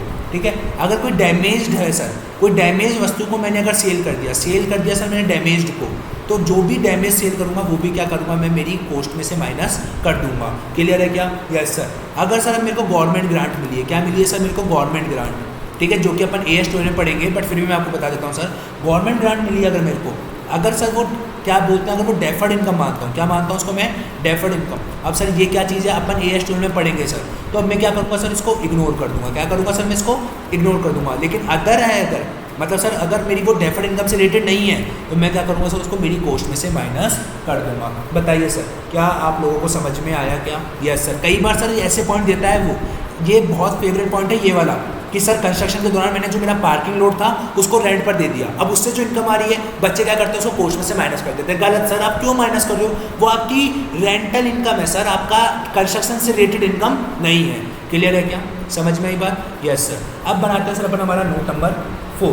क्या बनाते हैं सर हमारा नोट नंबर 4? किस किस का बन गया सर अपना, इनकम डायरेक्टली एट्रिब्यूटेबल का बन गया, आपका डायरेक्टेबल का बन गया, इसका बन गया। क्लियर है क्या? अब सर एक बचता है सर प्रोविजन फॉर DRS की। सर ये प्रोविजन फॉर DRS क्या होता है, आइए सर मैं इसको भी समझा देता हूँ, प्रोविजन फॉर DRS को भी।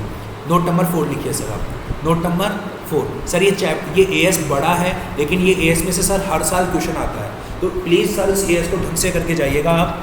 प्रोविजन फॉर DS, और सर अगर आप ये मेरे नोट्स अगर आपको याद हो जाते हैं, और जो कल मैं वीडियो डालूंगा क्वेश्चन आंसर की, अगर आपने वो भी कर लिए ना सर, मैं मजाक नहीं कर रहा सर, आपको एक भी क्वेश्चन ऐसा नहीं लगेगा कि यार ये बाहर से कैसे आ गया, सब कुछ आपको सर पढ़ा हुआ सा लगेगा। सर प्रोविजन फॉर DRS का मतलब होता है, मान लीजिए सर आपने कोई बिल्डिंग ली, आपने कोई लैंड लिया, और आपने बोला कि सर मैं इसको है ना, इसके ऊपर 3 मंजिला बिल्डिंग बनाऊंगा, लेकिन जो आपका लैंडलॉर्ड था उसने बोला भाई तू बना ले, तू 10 साल तक इस बिल्डिंग को यूज़ ले, लेकिन जब तू 10 साल बाद मुझे ये बिल्डिंग देगा ना, तो मुझे वैसी कंडीशन में देना जैसी कंडीशन में आज है। तो सर मुझे क्या करना पड़ेगा, मुझे डीकम्युनिशिंग, आपको रिकंस्ट्रक्शन, और आपको जो खर्चा करा है आपने डीकम्युनिशिंग पर, रिकमीशन पर, आपने जो डीकमीशनिंग पर, आपने जो उसके वापस आपको लगता है कि सर ये जब मैं बनाऊंगा इस बिल्डिंग को, मान लो मैंने ये बिल्डिंग बना ली, ठीक है, बिल्डिंग बना ली, मुझे लगता है कि यार मुझे 4 साल बाद इस बिल्डिंग को वापस मुझे उसी कंडीशन में देना है, तो मतलब मुझे क्या करना पड़ेगा सर, उसको तोड़ के देना पड़ेगा। वो जब मैंने बिल्डिंग बना ली, उसने मुझे लैंड दी, मैंने उसको 3 मंजिला बिल्डिंग बना ली, लेकिन उसने क्या कहा, मुझे तो सेम बिल्डिंग चाहिए, सेम लैंड चाहिए जैसे मैंने आपको दी थी।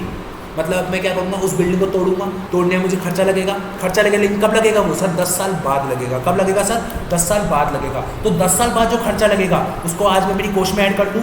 Yes sir. तो ध्यान रखना sir, present value of DRS को हम क्या करते हैं, हमारी कॉस्ट में ऐड बैक करते हैं। क्या ऐड करते हैं सर, उसकी प्रेजेंट वैल्यू को ऐड करते हैं। ध्यान रखना सर कि सर 10 साल बाद जो खर्चा लगेगा उसकी आज की तारीख में क्या वैल्यू है वो अपन एस्टिमेट करते हैं, और उसको अपन क्या कर देते हैं, ऐड बैक कर देते हैं। क्लियर है क्या, बताइए सर, समझ में आया या नहीं आया, लॉजिक क्लियर हुआ या नहीं हुआ, समझ में आया या नहीं आया, क्लियर है? Yes sir. कि आपको क्या लगता है कि यार इसका डीकमीशनिंग जो होगा, इसका जो तोड़ फोड़ में जो खर्चा होगा कितना लगेगा, उसकी प्रेजेंट वैल्यू निकालो और उसको आप क्या कर दो सर, ऐड बैक कर दो। क्लियर है क्या सर, समझ में आया या नहीं आया, यहाँ तक ये चीज़ समझ में आई या नहीं आई? यस सर, क्लियर है। अब अपन बात कर लेते हैं सर, कैश सिस्टम की बात हो गई क्या हमारी पूरी की? हाँ सर, कैश सिस्टम की बात हो गई, ठीक है, ये इंपॉर्टेंट था, इस कारण से मैंने पहले कैश सिस्टम कराया। अब मैं आपको कराता हूँ सर क्रेडिट सिस्टम, कि सर कभी कभार अगर वो आपसे क्रेडिट पे खरीदता है तो आपको क्या करना पड़ेगा सर, देखना सर, आप हमेशा सर उसको किस पे रिकॉर्ड करोगे, ऑलवेज आप उसको किस पे रिकॉर्ड करोगे sir, always recorded as cash price. Sir मतलब सर पहले तो समझाओ कैश प्राइस होती क्या है। देखिए सर मैं आपको समझाता हूँ इसका मतलब, मान लीजिए कोई असेट सर कितने रुपए की है, 100 रुपये की है। अब मैं आपको बोलता हूँ कि अगर अभी आप लोगे ना तो 100 रुपये की लगेगी, लेकिन अगर आप 2 साल बाद पेमेंट करोगे इसका तो ये 120 रुपये की पड़ेगी। तो सर ये 20 रुपये का क्या है, ये 20 रुपये क्या एलिमेंट है सर, ये आपके लिए इंटरेस्ट है। तो ये इंटरेस्ट की कॉस्ट आपके पीएनएल में चार्ज होनी चाहिए, आप इसको अपनी कॉस्ट में कैसे ऐड कर दोगे? तो ये 120 रुपये क्या है, 120 रुपये आपको टोटल प्राइस कितनी मिलेगी, लेकिन ये 100 रुपये क्या है, ये 100 रुपये सर आपकी कैश प्राइस, क्या है सर, कैश प्राइस की अगर आज नगद में खरीदूँ, अगर आज मैं आपको पेमेंट कर दूं पूरा की पूरा कैश में, तो कितने रुपए में आप मुझे वो असेट दोगे? इस कारण से ध्यान रखना, हमेशा आप अपने असेट को किस पर रिकॉर्ड करोगे? कैश प्राइस पर रिकॉर्ड करोगे। सर कैश प्राइस निकलती कैसे है? कैश प्राइस निकलती कैसे सर? Always normal price. मतलब कैश प्राइस का मतलब क्या होता है सर? मीन्स नॉर्मल प्राइस, कि जो आपकी नॉर्मल प्राइस है, कि अगर आप मीन्स नॉर्मल प्राइस कि आप अपनी असेट को आज अगर पूरा कैश पर बेचते तो कितने रुपए में बेचते? 100 रुपये में। तो ये 100 रुपये क्या हो गए सर आपकी कैश प्राइस। क्लियर है क्या? समझ में आया या नहीं आया? लॉजिक क्लियर हुआ या नहीं हुआ? समझ में आया या नहीं आया? क्लियर है क्या? Yes sir. अब सर कभी कभार क्या होता है कि सर मान लीजिए सर आपको वैसे सर आपके क्रेडिट का नहीं आएगा, अब आपके सर अभी सीए इंटर में क्रेडिट का नहीं आएगा, सीए फाइनल में तो सर क्रेडिट के भरमार क्वेश्चन है, बट आपको मैं फिर भी सर एक थोड़ा सा कि आपको आइडिया रहे कि बाई चांस अगर उन्होंने किसी ने पेपर बनाने वाले ने सीए फाइनल का क्वेश्चन उठा के सीए इंटर में डाल भी दिया, तो आपको कम से कम लिख तो आओगे कि यार ये हमेशा कैश प्राइस में रिकॉर्ड होता है। अब कैश प्राइस निकलती कैसे है सर? कैश प्राइस का मतलब होता है सर, सुनना, कैश प्राइस निकलती कैसे है sir? It is the present value. ये क्या होती है सर? प्रेजेंट वैल्यू होती है ऑफ फ्यूचर कैश पेमेंट की। जो भी आप मुझे कैश पेमेंट करोगे, उसकी मैं क्या निकालूंगा सर? प्रेजेंट वैल्यू निकालूंगा, वही मेरी क्या होती है सर? कैश प्राइस होती है। समझ में आया या नहीं आया? क्लियर हुआ या नहीं हुआ? समझ में आई या नहीं आई? अगर आपको फ्यूचर कैश पेमेंट गिवन है तो मान लीजिए, अगर सर आपको फ्यूचर कैश पेमेंट गिवन नहीं है, मान लीजिए अगर आपको sir future cash payment given नहीं है, तो सर फिर मैं कैश प्राइस कैसे निकालूंगा? फिर सर आप कैश प्राइस जो निकालोगे वो कैसे निकालोगे? जो आपकी परचेज प्राइस है, जो आपकी परचेज प्राइस है, मतलब परचेज प्राइस कितनी है सर आपकी? 120 रुपये। इसमें से आप क्या माइनस कर दोगे? इसमें से सर आप माइनस कर दोगे, क्या माइनस कर दोगे sir? Cash discount at the time of sale. Cash discount at time of sale, जो सेल के टाइम आपने जो कैश डिस्काउंट दिया आप उसको क्या कर दोगे सर? माइनस कर दोगे, तो आपके पास क्या आ जाएगा सर? कैश प्राइस आ जाएगा। क्लियर है क्या? समझ में आया क्या? Yes sir. आपको सर ज़्यादा इसको सीखने की ज़रूरत नहीं है, क्योंकि आपके कोर्स में सर क्रेडिट से रिलेटेड बहुत कम क्वेश्चन है, क्वेश्चन ही नहीं है, बट आप तो इतना सा ध्यान रखना कि सर किस पे रिकॉर्ड होगा? कैश प्राइस पे रिकॉर्ड होगा। ठीक है, जो एलिमेंट होता है हम उसे क्या कहते हैं सर? इंटरेस्ट का एलिमेंट होता है, जिसको अपन को क्या करना पड़ता है सर? पीएनएल के अंदर चार्ज करना पड़ता है। क्लियर हुआ क्या? समझ में आया क्या? Yes sir. क्लियर है? Yes sir. आइए अब अपन आगे चलते हैं सर। ठीक है, क्या सर आपको ये समझ में आया? इनिशियल रिकॉग्निशन वाला जो टॉपिक था वो हमारा खत्म हुआ क्या? Yes sir. इनिशियल रिकॉग्नाइजेशन वाला जो टॉपिक था वो खत्म हो गया। Yes sir. शेयर एक्सचेंज खत्म हो गया, अदर देन शेयर एक्सचेंज खत्म हो गया, कैश और क्रेडिट भी खत्म हो गया। आइए सर अपन अब आगे बात करते हैं। आगे किसकी बात करते हैं सर अपन? अब आगे बात करते हैं सर हमारे इंपॉर्टेंट टॉपिक की, जिसका नाम होता है सर क्या? Change in depreciation. क्या नाम होता है सर अपना? Change in depreciation. कि सर अगर डेप्रिसिएशन में चेंज हो जाएगा तो हम क्या करेंगे? और एक अगला टॉपिक बचता है सर हमारा रिवैल्यूएशन का। किसका बात करते हैं सर? एक रिवैल्यूएशन की बात करते हैं और एक डेप्रिसिएशन की बात करते हैं, और ये हमारा टॉपिक खत्म हो जाएगा। आपको भी पता है सर, अब डेप्रिसिएशन के बारे में आपको हल्का फुल्का बता देता हूँ सर। डेप्रिसिएशन वैसे आप लोगों को सर भरपूर पता होगा डेप्रिसिएशन के बारे में। देखिए सर, डेप्रिसिएशन जैसा कि आपको पता है सर, दो मेथड होते हैं डेप्रिसिएशन के, कि एक तो सर होता है एसएलएम मेथड, एक होता है सर आपका डब्ल्यूडीवी मेथड। जो एसएलएम मेथड होता है सर वो आपकी ओरिजिनल कॉस्ट पे लगता है, ठीक है, और ये आपका सर ऑन बुक वैल्यू पे लगता है। ठीक है, आपको भी पता है कि सर अगर क्वेश्चन साइलेंट होगा, इफ़ क्वेश्चन इज साइलेंट है अगर, तो आपको कौन सा मेथड यूज़ करना है? अगर आपका सर क्वेश्चन साइलेंट होगा, क्या बोला मैंने? अगर आपका क्वेश्चन साइलेंट होगा तो हमें कौन सा यूज़ करना है? वी ऑलवेज यूज़, हम कौन सा यूज़ करते हैं सर? हम यूज़ करते हैं एसएलएम मेथड। क्यों sir? As per companies act 2013 के अकॉर्डिंग सर हम कौन सा मेथड यूज़ करते हैं? SLM method. तो सर अगर लाइफ गिवन नहीं है तो, अगर लाइफ इज़ नॉट गिवन, अगर सर ध्यान से सुनना, अगर आपको लाइफ गिवन नहीं है तो आप लाइफ क्या मानोगे सर? लाइफ आप ऑलवेज अज्यूम करोगे 10 ईयर्स। कितनी अज्यूम करोगे सर? ऑलवेज 10 ईयर्स अज्यूम करोगे। क्लियर है क्या? ये वो बता रहा हूँ सर जो आपके एग्जाम में आता है क्वेश्चन। क्लियर है सर? फॉर्मूला क्या होता है डेप्रिसिएशन निकालने का? डेप्रिसिएशन निकालने का जो फॉर्मूला होता है, लिखिए sir, C minus S upon N.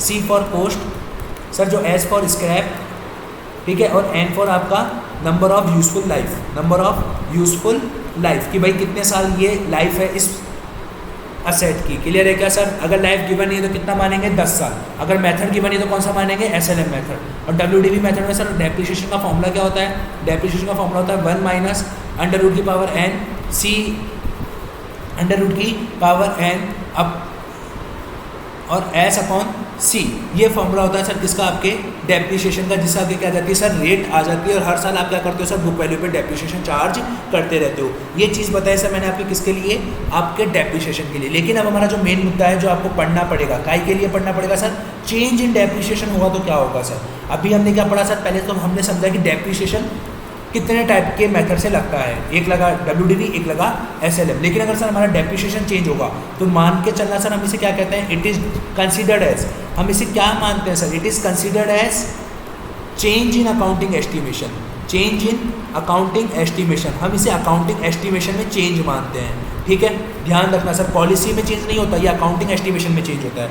दूसरी बात सर, इसका जो इम्पैक्ट होता है, इसका जो इम्पैक्ट होता है वो कैसा होता है सर, प्रोस्पेक्टिवली होता है। कैसा होता है सर, प्रोस्पेक्टिवली होता है। ध्यान रखना सर, ये दोनों बहुत इंपॉर्टेंट टॉपिक हैं आपके एग्जाम के। अगर उन्होंने क्या पूछ लिया बाई चांस आपसे, अगर ट्रू फॉल्स पूछ लिया तो सर ये दोनों ट्रू फॉल्स पे से आपके क्वेश्चन बन सकता है।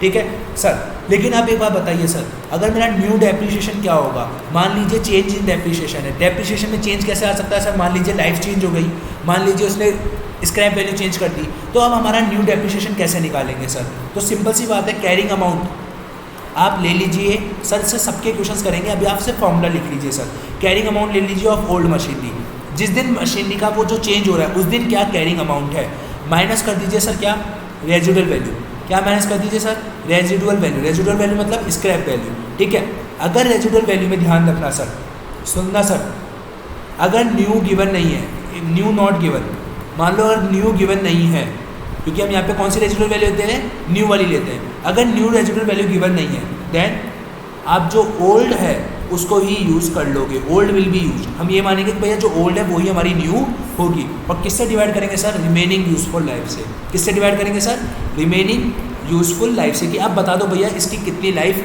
बची है। समझ में आया क्या सर, कल अपन इसके जब क्वेश्चंस करेंगे तो और ज़्यादा क्लैरिटी आएगी सर। बाई चांस सर, ये तो था आपका SLM मेथड। मान लीजिए अगर आप WDV मेथड लगा रहे होते और अगर आपके फिर डेप्रिसिएशन में अगर कोई चेंज आता तो फिर आप सर कैसे करते हैं, फॉर्मूला आपको याद है, 1 minus under root power n upon S upon C। तो यहाँ पे भी अपन क्या बोले सर, n का मतलब क्या लेंगे, n का मतलब लेंगे सर रिमेनिंग यूजफुल लाइफ। जो अब आपकी कितनी यूजफुल लाइफ बची है वो बता दीजिए सर आपकी। ठीक है, और सर आपका S का मतलब क्या लेंगे, वही new scrap value. If not given, यदि न्यू गिवन नहीं है देन आप ओल्ड से ही काम चला लोगे, ओल्ड विल बी यूज्ड। समझ में आ रहा है क्या सर, कल जब क्वेश्चंस करेंगे ना मैं आपको सारी चीज़ें लिंकेज करवाऊंगा, आज सिर्फ एक बार आप उतार लीजिए। और C का मतलब क्या होता है सर आपका, carrying amount of old machinery, carrying amount of old machinery कि सर जो आपकी ओल्ड मशीनरी है उसका कैरिंग अमाउंट कितना है जिस दिन वो डेप्रिसिएशन में चेंज आ रहा था। क्लियर है क्या ये टॉपिक भी क्लियर हो गया सर आपका। कल अपन जब इस पर क्वेश्चंस करेंगे तो आई थिंक आपको और क्लैरिटी आएगी। ठीक है, यस सर। अब अपन बात करते हैं सर किसकी, अब हम बात करेंगे सर किसकी, रिवैल्यूएशन की। सबसे इंपॉर्टेंट है सर रिवैल्यूएशन, सबसे ज़्यादा इंपॉर्टेंट है सर रिवैल्यूएशन। आपके एग्जाम प्रोस्पेक्ट से देखा जाए तो आपका रिवैल्यूएशन सबसे इंपॉर्टेंट टॉपिक है, रिवैल्यूएशन। समझ लो सर, अभी तक अपन ने कितने टॉपिक पढ़ लिए, ये लास्ट टॉपिक है आपका रिवैल्यूएशन सर, बहुत इंपॉर्टेंट है सर, ढंग से सुनना है इसको। ध्यान रखना सर, जो आपका रिवैल्यूएशन होता है इसके अंदर मैं आपको कुछ चीज़ें लिखवाता हूँ जिसके बेसिस पर आपके क्वेश्चन बनते हैं। इट इज़ डन सर, ये ध्यान रखना, इट इज़ डन, ये किया जाता है ऑन क्लास ऑफ असेट पर, मतलब क्लास ऑफ असेट बेसिस पे किया जाता है, नॉट सेलेक्टिव बेसिस पर। ऐसा नहीं कि सर मान लीजिए सर एक ब्लॉक है, मान लीजिए ये ब्लॉक है, इसके अंदर इतनी सारी असेट है, 1 2 3 4 5 6 7 8 असेट है। आपने ये सब एक ही थाली के चट्टे बट्टे हैं, मतलब सर ये एक ही ब्लॉक है, एक ही ग्रुप है। आपने क्या करा सर, आपने सिर्फ इसके ऊपर और इसके ऊपर ये आपने रिवैल्यूएशन लगाया। क्या ये अलाउड है? नहीं सर, ये अलाउड नहीं है। आपका जो डन किया जाता है वो क्लास ऑफ असेट के बेसिस पे किया जाता है, नॉट सेलेक्टिव बेसिस पर। ठीक है, अगर आपको अप्लाई करना है तो सब पे करना पड़ेगा, अदरवाइज किसी पे भी अप्लाई मत करो। ठीक है, मतलब यहाँ पे सर नेपोटिज्म नहीं चलेगा। ठीक है, ये सर आगे सर क्लास ऑफ असेट को भी सर, क्लासेस ऑफ असेट को भी सर एक तरीके से ICAI ने डिफाइन कर रखा है कि सर कौन कौन सी असेट को हम क्या मानेंगे, क्लासेस ऑफ असेट मानेंगे। कौन कौन सी असेट होती है सर आपकी क्लासेस ऑफ असेट, लाइक जैसे सर एक तो तरीके से फैक्ट्री बिल्डिंग। तो सर जितनी भी बिल्डिंग्स होगी आपकी, जितनी भी बिल्डिंग होगी सर आपकी, वो सब क्या मानी जाएगी सर आपकी फैक्ट्री बिल्डिंग। जो भी फैक्ट्री बिल्डिंग है, ऑफिस बिल्डिंग एक अलग से क्लास ऑफ असेट होगा, जहाँ भी आपका ऑफिस होगा वो सारी बिल्डिंग्स को ऑफिस बिल्डिंग माना जाएगा। ठीक है, ये बी वाली। सी तरीके से सर मान सकते हैं जैसे इंडस्ट्रियल बिल्डिंग। क्या बोला सर मैंने? Industrial building. तो ये सब क्या है? ये सर एक ब्लॉक है क्या? नहीं, these are different class of assets sir, different classes of asset है, डिफरेंट क्लासेस ऑफ असेट है सर। कहने का मतलब मान लीजिए अगर आप ऑफिस बिल्डिंग के ऊपर यूज़ करना चाहते हो रिवैल्यूएशन, और इन दोनों पर आप कॉस्ट ही मेथड यूज़ करना चाहते हो, तो अलाउ है क्या? हाँ सर अलाउ है। क्यों अलाउ है? क्योंकि सर ये क्या है? डिफरेंट क्लास ऑफ असेट है।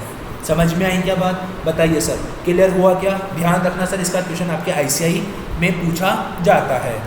फेवरेट क्वेश्चन है सर इसका, ICI का फेवरेट क्वेश्चन है सर, ठीक है? Yes sir. आगे सर रिवैल्यूएशन है मतलब it is change in accounting policy, it is change in accounting policy. ये पूछे जाते हैं सर क्वेश्चन आपसे ट्रू फॉल्स में, ध्यान रखना sir. It is change in accounting policy, not change in accounting estimation. Accounting estimation में चेंज कब होता है? जब SLM से WDV जाते हैं। और अकाउंटिंग पॉलिसी में चेंज कब होता है? जब अपन कोस्ट से रिवैल्यूएशन जाते हैं। क्लियर है क्या? समझ में आया क्या? यस सर, क्लियर हुआ? हाँ सर। अब सर सुनना सर, अब इसके बाद अपन जो बात करेंगे वो बात करेंगे सर किसकी, कि यार एक्चुअली में ये जो रिवैल्यूएशन गेन है इसको दिखाते कैसे है सर। सुनना सर, रिवैल्यूएशन गेन को दिखाते कैसे हैं। मैं अब बात करता हूँ सर अगले टॉपिक की, presentation of revaluation gain. Presentation of revaluation gain, कि भाई रिवैल्यूएशन गेन को प्रेजेंट कैसे करते हैं सर। अभी तक आपने क्या सुना होगा? अभी तक आपने सिर्फ एक ही मेथड सुना होगा। एक ही मेथड कौन सा सुना होगा सर आपने? अभी तक कौन सा मेथड सुना होगा सर आपने? Net approach. क्या अप्रोच सुनी होगी सर? आपके वैसे देखा जाए तो नेट अप्रोच ही है सर, लेकिन बाई चांस फिर भी सर आप दोनों की तैयारी करके जाइए, नेट अप्रोच और एक होती है सर आपकी ग्रॉस अप्रोच। क्या होती है सर आपकी? Gross approach. Sir gross approach को आप छोड़ सकते हो, ये आपके कोर्स में फिलहाल देखिए sir, no question on ICI, no question in ICI SM। Sir ICI के SM में कोई क्वेश्चन नहीं है इसका RTP में कोई क्वेश्चन नहीं है, MTP में कोई क्वेश्चन नहीं है, PYQ में भी कोई क्वेश्चन नहीं है। ये सर एक तरीके से देखा जाए दे रखा है सिर्फ थ्योरिकली, लेकिन इसका कोई क्वेश्चन नहीं है। लेकिन जो नेट अप्रोच है सर, इसके बहुत सारे क्वेश्चन है। क्वेश्चन अगर साइलेंट भी होगा तो भी हमारे को सर नेट अप्रोच ही यूज़ करनी पड़ेगी, ठीक है सर। तो नेट अप्रोच में सर हम कैसे निकालते हैं हमारा रिवैल्यूएशन गेन? हमारा रिवैल्यूएशन गेन सर निकलता कैसे है वो बताइए आपको। रिवैल्यूएशन गेन कैसे निकालते हैं सर हमारा? सर कैसे निकालेंगे? बहुत सिंपल बात है सर। क्या करेंगे सर? रिवैल्यूड अमाउंट, जो हमारा रिवैल्यूड अमाउंट है सर, उसमें से क्या माइनस कर देंगे सर? हमारा कैरिंग अमाउंट। मतलब सर कहने का मतलब ये है कि जिस दिन हम रिवैल्यू कर रहे हैं हमारी असेट को, उस दिन की बुक वैल्यू क्या है और उस दिन की मार्केट वैल्यू क्या है, दोनों के बीच का डिफरेंस क्या माना जाएगा सर? आपका रिवैल्यूएशन गेन माना जाएगा। क्लियर है क्या? समझ में आ रहा है क्या? बताइए सर, लॉजिक क्लियर हो रहा है क्या? हाँ सर लॉजिक क्लियर हो रहा है, ठीक है। बाई चांस सर कभी कभार क्या होता है, लेट सपोज मान लीजिए आपके पास जैसे कोस्ट है कितनी सर? 10,000 रुपये, ठीक है। आपको एक्यूमुलेटेड डेप्रीशिएशन गिवन है, मतलब सर आपने डेप्रीशिएशन कितना अभी तक इससे माइनस नहीं कर रखा, और आपकी जो न्यू वैल्यू है मान लीजिए वो न्यू वैल्यू है सर 15,000 रुपये का। अब आपको मान लीजिए गेन या लॉस निकालना है, तो कैसे निकालोगे सर? देखिए पहला सर रिवैल्यूड अमाउंट कितना है? रिवैल्यूड अमाउंट है सर आपका 15,000। क्या माइनस करोगे? Carrying amount. कैरिंग अमाउंट कितना है? 10,000। 10,000 नहीं सर, इस 10,000 में से डेप्रीशिएशन तो माइनस ही नहीं कराना सर। कैरिंग अमाउंट का मतलब क्या होता है? Book value. बुक वैल्यू का मतलब क्या होता है? कोस्ट में से आप अपनी डेप्रीशिएशन माइनस कर दो, 8,000। तो ये 7,000 क्या बचेगा आपका? Revaluation gain. आई थिंक सर आपको समझ में आया क्या? उतार लीजिए सर ये एग्जाम्पल। क्लियर है क्या? एग्जाम्पल उतार लिया क्या आपने? Yes sir. कभी कभार सर वो आपसे इसके बारे में क्लियर है? यस सर क्लियर है। हाँ ग्रॉस अप्रोच सर मैं आपको कह रहा हूँ कि इसका कोई क्वेश्चन नहीं है SM में, RTP में, MTP में, PYQ में। अगर कोई होता है जब अपन कल क्वेश्चन करेंगे तो कल अपन इसको कवर कर लेंगे। बाई चांस सर अभी अपन इसको कवर नहीं करेंगे जस्ट बिकॉज सर पहले ही बहुत बड़ा स्टैंडर्ड है। अपन अगर इन चीज़ों को भी कवर करने जाएंगे तो सर ये स्टैंडर्ड फिर बहुत बड़ा हो जाएगा। क्लियर है? अननेसेसरी सर अपनी चीज़ें और बढ़ती चलेगी। ये सर फाइनल लेवल का चीज़ है, फाइनल लेवल पर इसको पूछा जाता है, आपके CA इंटर लेवल पर नहीं पूछा जाता, ठीक है। क्लियर है? Yes sir. आइए अब अपन बात करते हैं सर किसकी? अगले टॉपिक की बात करते हैं, ट्रीटमेंट ऑफ। ये तो प्रेजेंटेशन था सर, अब बात करते हैं ट्रीटमेंट ऑफ। किसकी ट्रीटमेंट की? ऑफ रिवैल्यूएशन के गेन या लॉस की सर। रिवैल्यूएशन के गेन या लॉस का क्या करेंगे सर? ये बताइए आप हमारे को, रिवैल्यूएशन के गेन या लॉस का क्या करेंगे? तो देखना सर, रिवैल्यूएशन के गेन या लॉस का अगर आपको कुछ करना है सर, क्या करना है? अगर आपको रिवैल्यूएशन के गेन या लॉस का अगर आपको सर कुछ करना है तो कैसे करेंगे? देखिए सर दो टाइप का होता है सर। अगर आपको फर्स्ट टाइम ही मतलब जैसे आपने रिवैल्यूएशन करा, रिवैल्यूएशन करते ही आपको क्या हो गया सर? लॉस आ गया, तो आप इसको क्या करोगे सर? डेबिट कर दोगे। कहाँ पे? आप इसको PNL में।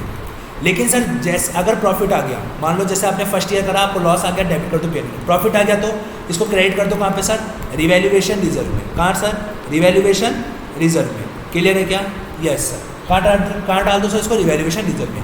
लेकिन अगर सर सेकंड टाइम, मतलब सर आपने ईयर सेकंड में, आपने ईयर 2 के अंदर जब रिवैल्यू करा तो मान लीजिए अब क्या हो गया सर, गेन आ गया।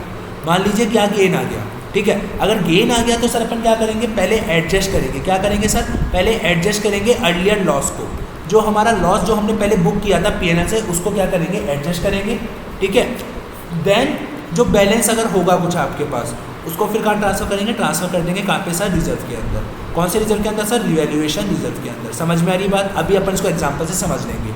लेकिन सर अगर गेन नहीं है, सेकंड टाइम पे लॉस आया है, क्या आया है सर, सेकंड टाइम पर लॉस आया है, तो अगर कोई पहले क्या करेंगे सर, एडजस्ट करेंगे इसे, एडजस्ट करेंगे इसे कहाँ से सर, अर्लियर गेन से। अगर कोई पहले गेन हो रखा है तो गेन से क्या करेंगे, एडजस्ट करेंगे, और फिर बैलेंसिंग फिगर को कहाँ डाल देंगे सर, ट्रांसफर कर देंगे कहाँ पे सर, टू पीएनएल में। क्लियर है क्या, आई थिंक सर आपको मैं समझाऊंगा तभी आपको समझ में आएगा। बहुत ईजी चीज़ है सर, कोई रॉकेट साइंस नहीं है। देखिए सर क्या बोला मैंने, मान लो ईयर 1 में आपको क्या आ गया सर, 2000 का प्रॉफिट आ गया। ईयर 1 में 2000 का प्रॉफिट आ गया, कहाँ डाल दिया आपने इसको, आरआर मतलब रिवैल्यूएशन रिजर्व में डाल दिया, यस सर। ईयर 2 में सर आपको क्या हुआ, ईयर 2 में जब आपने वापस रिवैल्यूएशन करा तो 1000 रुपये का क्या आ गया सर, आपको लॉस आ गया। क्या आ गया सर, लॉस आ गया। तो मैं इस लॉस को क्या पीएनएल में डालूँ क्या, नहीं सर पीएनएल में नहीं डालूंगे। आपको केस स्टडी बनाकर देगा ऐसे कि हमने पीएनएल में डाल दिया, बताइए ट्रीटमेंट सही है गलत है। सर गलत है, क्यों, आप इस लॉस को 1000 रुपये को किससे सेट ऑफ करोगे, पहले इस 2000 रुपये के प्रॉफिट से सेट ऑफ करोगे। क्या करोगे सर आप, loss account debit to revaluation, sorry आप क्या एंट्री करोगे सर, इस लॉस को सेट ऑफ करना है, क्या एंट्री करोगे सर, रिवैल्यूएशन रिजर्व, कम करोगे रिवैल्यूएशन रिजर्व को to loss account, write off कर दिया अपन ने लॉस को, यस सर। कितने रुपए से, 1000 रुपये से।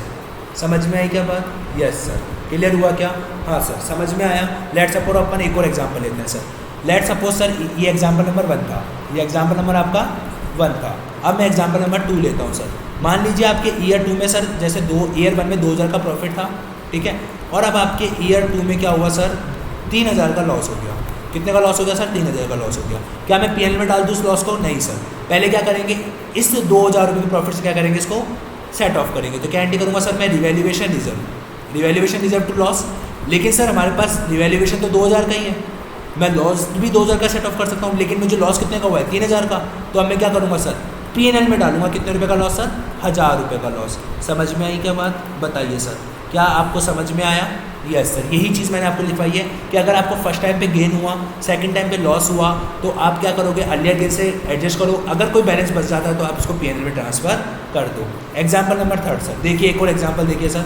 मान लीजिए ईयर 1 में आपको क्या हुआ सर, 2000 का लॉस हुआ, और ईयर 2 में जब आपने करा तो सर आपको 3000 का क्या हो गया, प्रॉफिट हो गया। तो सर पहले लॉस हो रहा है, तो क्या इस प्रॉफिट को मैं क्या करूँ, मैं इसको रिवैल्यूएशन में रिजर्व में ट्रांसफर कर दूँ, नहीं सर गलत। आप क्या करोगे, पहले जो लॉस हो रहा है उससे सेट ऑफ करोगे। तो आप क्या एंट्री करोगे सर, आप एंट्री करोगे प्रॉफिट अकाउंट डेबिट टू ये पीएनएल अकाउंट, ठीक है। जो आपने पहले इस पीएनएल से लॉस को सेट ऑफ किया था उसको सेट ऑफ करोगे। तो आप अपना प्रॉफिट 2000 रुपये का सेट ऑफ करोगे, कर दिया, यस सर। और अब बचा हुआ जो 1000 रुपये का प्रॉफिट है, आप उसको कहाँ डाल लोगे sir, profit account debit to revaluation reserve account. समझ में आई या नहीं आई बात, यही चीज़ मैंने लिखवाई थी सर कि अगर आपको पहले लॉस हो जाता है तो आप उसको डेबिट कर दोगे पीएनएल में, लेकिन जब सेकंड टाइम पर आपको गेन हो रहा है तो उस एडजस्ट करो पहले अर्लियर लॉस से, बैलेंस को ट्रांसफर कर दो रिवैल्यूएशन रिजर्व में। क्लियर है क्या, यस सर। एग्जाम्पल नंबर 4, मान लीजिए सर आपको जैसे ईयर 1 में क्या हो गया सर, 2000 का लॉस हो गया, और ईयर 2 में मान लीजिए आपको 1000 रुपये का प्रॉफिट हो गया। अब मैं क्या करूँ सर, क्या इसको मैं रिवैल्यूएशन रिजर्व में ट्रांसफर कर दूँ, नहीं सर। पहले इस 1000 को हम इधर से सेट ऑफ करेंगे, सेट ऑफ करने की क्या एंट्री करेंगे sir, profit account debit to PNL account, कितने रुपए सर, 1000 रुपये, 1000 रुपये। समझ में आ रही है क्या बात, क्लियर हो रहा है क्या, यस सर। और बस कुछ रिवैल्यूएशन में जाएगा क्या, नहीं जाएगा सर, क्योंकि आपने पूरा ही लॉस क्या कर दिया, पहले पूरा की पूरा प्रॉफिट को हमने सेट ऑफ कर दिया। समझ में आई क्या बात, यस सर। क्या ये चारों एग्जाम्पल आपको क्लियर हुए, यस सर। उतार लिया आपने चारों एग्जाम्पल, यस। अब अपन बात करते हैं सर हमारे अगले टॉपिक की, नेक्स्ट टॉपिक की तरह last topic of this S sir, treatment of depreciation. कि सर डेप्रीशिएशन का क्या ट्रीटमेंट होगा in case of revalued figure, in case of revaluation. अगर सर रिवैल्यूएशन होता है तो हमारा डेप्रीशिएशन का क्या इम्पैक्ट आएगा सर, वो करें अपन, यस सर। तो सुनना सर, सुनना सर, ध्यान रखना सर, सिंपल सी बात है, चाहे से कोई सी भी मेथड हो सर, आपके कोई सा भी मेथड हो सर, आपका जो डेप्रीशिएशन होगा, ध्यान रखना जो आपका डेप्रीशिएशन होगा, अब आपका जो डेप्रीशिएशन होगा वो किस पर चार्ज होगा? Depreciation is to be charge, is to be charge, किस पर चार्ज किया जाएगा? इज टू बी चार्ज किया जाएगा ऑन रिवैल्यूड फिगर्स पर। किस पर किया जाएगा सर? ऑन रिवैल्यूड फिगर्स पे आपका डेप्रीशिएशन चार्ज किया जाएगा। क्लियर है क्या? समझ में आया क्या? बताइए सर, लॉजिक क्लियर हुआ या नहीं हुआ? समझ में आया या नहीं आया? तो सर आप कैसे निकालोगे अमाउंट ऑफ एडिशनल डेप्रीशिएशन? देखिए सर मैं आपको बताता हूँ कैसे निकालेंगे, सुनिए सर। कैसे निकालोगे सर आप एडिशनल डेप्रीशिएशन का अमाउंट? सुनिए सर, सुनना सर, आपका जो भी डेप्रीशिएशन है किस पर निकाल लो? ऑन रिवैल्यूड अमाउंट पर, कि भाई रिवैल्यूड अमाउंट पर जो भी आपका डेप्रीशिएशन आ रहा है वो निकाल लीजिए। ठीक है, उसमें से क्या माइनस कर दीजिए सर? कि आपका जो भी डेप्रीशिएशन है किस पर? ऑन ओरिजिनल कॉस्ट पर, कि भाई ओरिजिनल कॉस्ट पर जो आपका डेप्रीशिएशन आ रहा था आप उसको माइनस कर दीजिए। ठीक है, तो आपके पास क्या आ जाएगा? एक तरीके से आपके पास आ जाएगा सर एडिशनल डेप्रीशिएशन। कैसे आएगा सर? अपन इसको क्वेश्चन के थ्रू भी समझ लेंगे अभी, डोंट वरी सर, एक क्वेश्चन लिखवा दूंगा मैं आपको इसके ऊपर। देखिए सर क्या बोला सर मैंने, जब अपन इसको डेप्रीशिएशन निकालेंगे ना रिवैल्यूड अमाउंट पर, तो अपन क्या अज्यूम करेंगे? अज्यूम करते हुए क्या सर? अज्यूम करते हुए क्या? रिमेनिंग लाइफ, रिमेनिंग लाइफ का ही हम क्या निकालेंगे? डेप्रीशिएशन निकालेंगे। क्लियर है? Yes sir. और लेकिन अगर जब हम ओरिजिनल कॉस्ट पे निकालेंगे तो कहाँ से निकालेंगे? फ्रॉम स्टार्टिंग लाइफ से, कि भाई स्टार्टिंग से लाइफ पर क्या डेप्रीशिएशन आता है। लेट सपोज मान लीजिए सर, जैसे ये एग्जांपल ले लेता हूँ सर मैं एक आपके लिए, कि एक बिल्डिंग है सर, ठीक है, ऑन 1 अप्रैल 2020 को क्या हो रहा है सर? ऑन 1 अप्रैल 2020 को उसका 10,000 की क्या है सर आपके पास? बुक वैल्यू है। ठीक है, और उसी दिन सर क्या उसकी जो फेयर वैल्यू है, मतलब जो फेयर वैल्यू है वो 15,000 है, मतलब इसका जो रिवैल्यूएशन है वो 15,000 पर हुआ है। ठीक है, ऑन 1 अप्रैल 2020 को। ठीक है, आपका जो सर अब आपको बताना है सर डेप्रीशिएशन कैसे लगेगा। और आपकी जो रिमेनिंग लाइफ है, क्या बोला सर मैंने? आपकी जो रिमेनिंग लाइफ है वो 5 ईयर है, और आपकी जो सर ओरिजिनल लाइफ है, क्या बोला सर मैंने? आपकी जो ओरिजिनल लाइफ है क्वेश्चन की वो है 10 साल। ठीक है, अब सुनना सर, अगर अब मैं क्या करूँगा सर, पहले तो मेरे को क्या निकालना पड़ेगा? डेप्रीशिएशन। क्या निकालना पड़ेगा सर? एडिशनल डेप्रीशिएशन निकालना पड़ेगा। ठीक है, कैसे निकालूंगा सर मैं? रिवैल्यूड फिगर कितना है मेरा? 15,000 है। यस सर, इस 15,000 पे मैं डिवाइड बाय 5 करूँगा तो मेरे पास कितना डेप्रीशिएशन आता है सर? 3,000 रुपये पर एनम आने वाले सालों के लिए लगेगा। यस सर, लेकिन अगर मैं सर अब क्या करता हूँ मैं सर, ओरिजिनल कॉस्ट पे डेप्रीशिएशन लगा लूँ, 10,000 डिवाइड बाय 10, तो ये कितना लगता है सर? 1,000 रुपये पर एनम का ही डेप्रीशिएशन लगता आना चाहिए था सर। ओल्ड के अकॉर्डिंग तो इतना ही डेप्रीशिएशन लगता आना चाहिए था। अगर मैं SLM मेथड फॉलो कर रहा हूँ, क्या मेथड फॉलो कर रहा हूँ सर? अगर मैं इफ़ SLM मेथड, ये वाला फॉर्मूला कब लगेगा? अगर मैं SLM मेथड फॉलो कर रहा हूँ। अगर सर मैं SLM मेथड फॉलो करता तो मैं कितना मान लीजिए सर एक सेकंड के लिए ये वाली चीज़ है ही नहीं, ये चीज़ है ही नहीं सर, तो मैं क्या करता सर? मैं हर साल 1,000 का डेप्रीशिएशन चार्ज करता, लेकिन रिवैल्यूएशन होने के कारण मुझे 15,000 करना पड़ेगा। कितने के लिए? रिमेनिंग लाइफ के लिए। तो अब मैं कितना डेप्रीशिएशन चार्ज करूँगा हर साल? 3,000। तो बताइए सर एडिशनली मुझे कितना डेप्रीशिएशन चार्ज करना पड़ेगा हर साल? 2,000 रुपये का पर एनम मुझे और एडिशनली डेप्रीशिएशन चार्ज करना पड़ेगा, एडिशनल डेप्रीशिएशन। क्लियर है क्या? समझ में आया क्या? यस सर, लॉजिक क्लियर हुआ क्या? बताइए सर, समझ में आया या नहीं आया? मतलब सर अगर मैं एडिशनल डेप्रीशिएशन का आपको अगर एज ए क्रक्स बताऊँ, अगर ये फॉर्मूला याद नहीं करना है तो एज ए क्रक्स बताऊँ, तो पहले क्या करते थे? पहले कितना डेप्रीशिएशन लगता था? पहले कितना डेप्रीशिएशन लगता था और अब कितना लगेगा? और अब कितना लगेगा ऑन रिवैल्यूड फिगर पे? और अब कितना लगेगा किस वैल्यू पर सर? ऑन रिवैल्यूड फिगर पर। रिवैल्यूड फिगर पे अब कितना लगेगा? रिवैल्यूड फिगर पे अब कितना लगेगा ऑन रिवैल्यूड फिगर पे? इन दोनों के बीच का डिफरेंस ही सर हमारा क्या होता है? Additional depreciation. समझ में आया या नहीं आया? लॉजिक क्लियर हुआ या नहीं हुआ? इसी के साथ आज जो हमारा सर ये इंडेस था, मतलब ये जो AS था, AS 10, उसके हमने सर क्या ख़त्म करें? उसके हमने सर जितने भी सर क्या बोल सकते हैं, जितने भी एक तरीके से देखा जाए जितने भी आपकी चीज़ें थी सर, क्या बोला सर मैंने? जितनी भी सर आपकी चीज़ें थी, कौन सी चीज़ें सर जो आपके एग्ज़ाम में पूछी जा सकती है, वो सारी चीज़ें अपन ने इस चार्ट्स के थ्रू ख़त्म करा। और ये चार्ट आपको सर अच्छा लगेगा, ये चार्ट मैं आपको आपके टेलीग्राम चैनल पे डाल दूंगा, उसका लिंक आपको वीडियो को डिस्क्रिप्शन बॉक्स में मिल जाएगा। सर ज़रूर बताइएगा आपको वीडियो कैसी लगी, अगर पसंद आई तो सर लाइक शेयर सब्सक्राइब करना ना भूलें, और सर कमेंट करके ज़रूर बताइएगा आपको ये वीडियो कैसे लगी, ताकि हमारे को सर मोटिवेशन मिलता रहेगा और हम आपके लिए और ऐसी अच्छी अच्छी अच्छी वीडियोस, काम की वीडियोस आपके लिए लाते रहेंगे। सर आज हम आपके लिए इतना ही रखते हैं। अब मिलते हैं सर हमारी नेक्स्ट क्लास में, जिसमें हम बात करेंगे किसकी सर, इसके क्वेश्चंस आंसर की। ठीक है, tata bye bye, love you sir.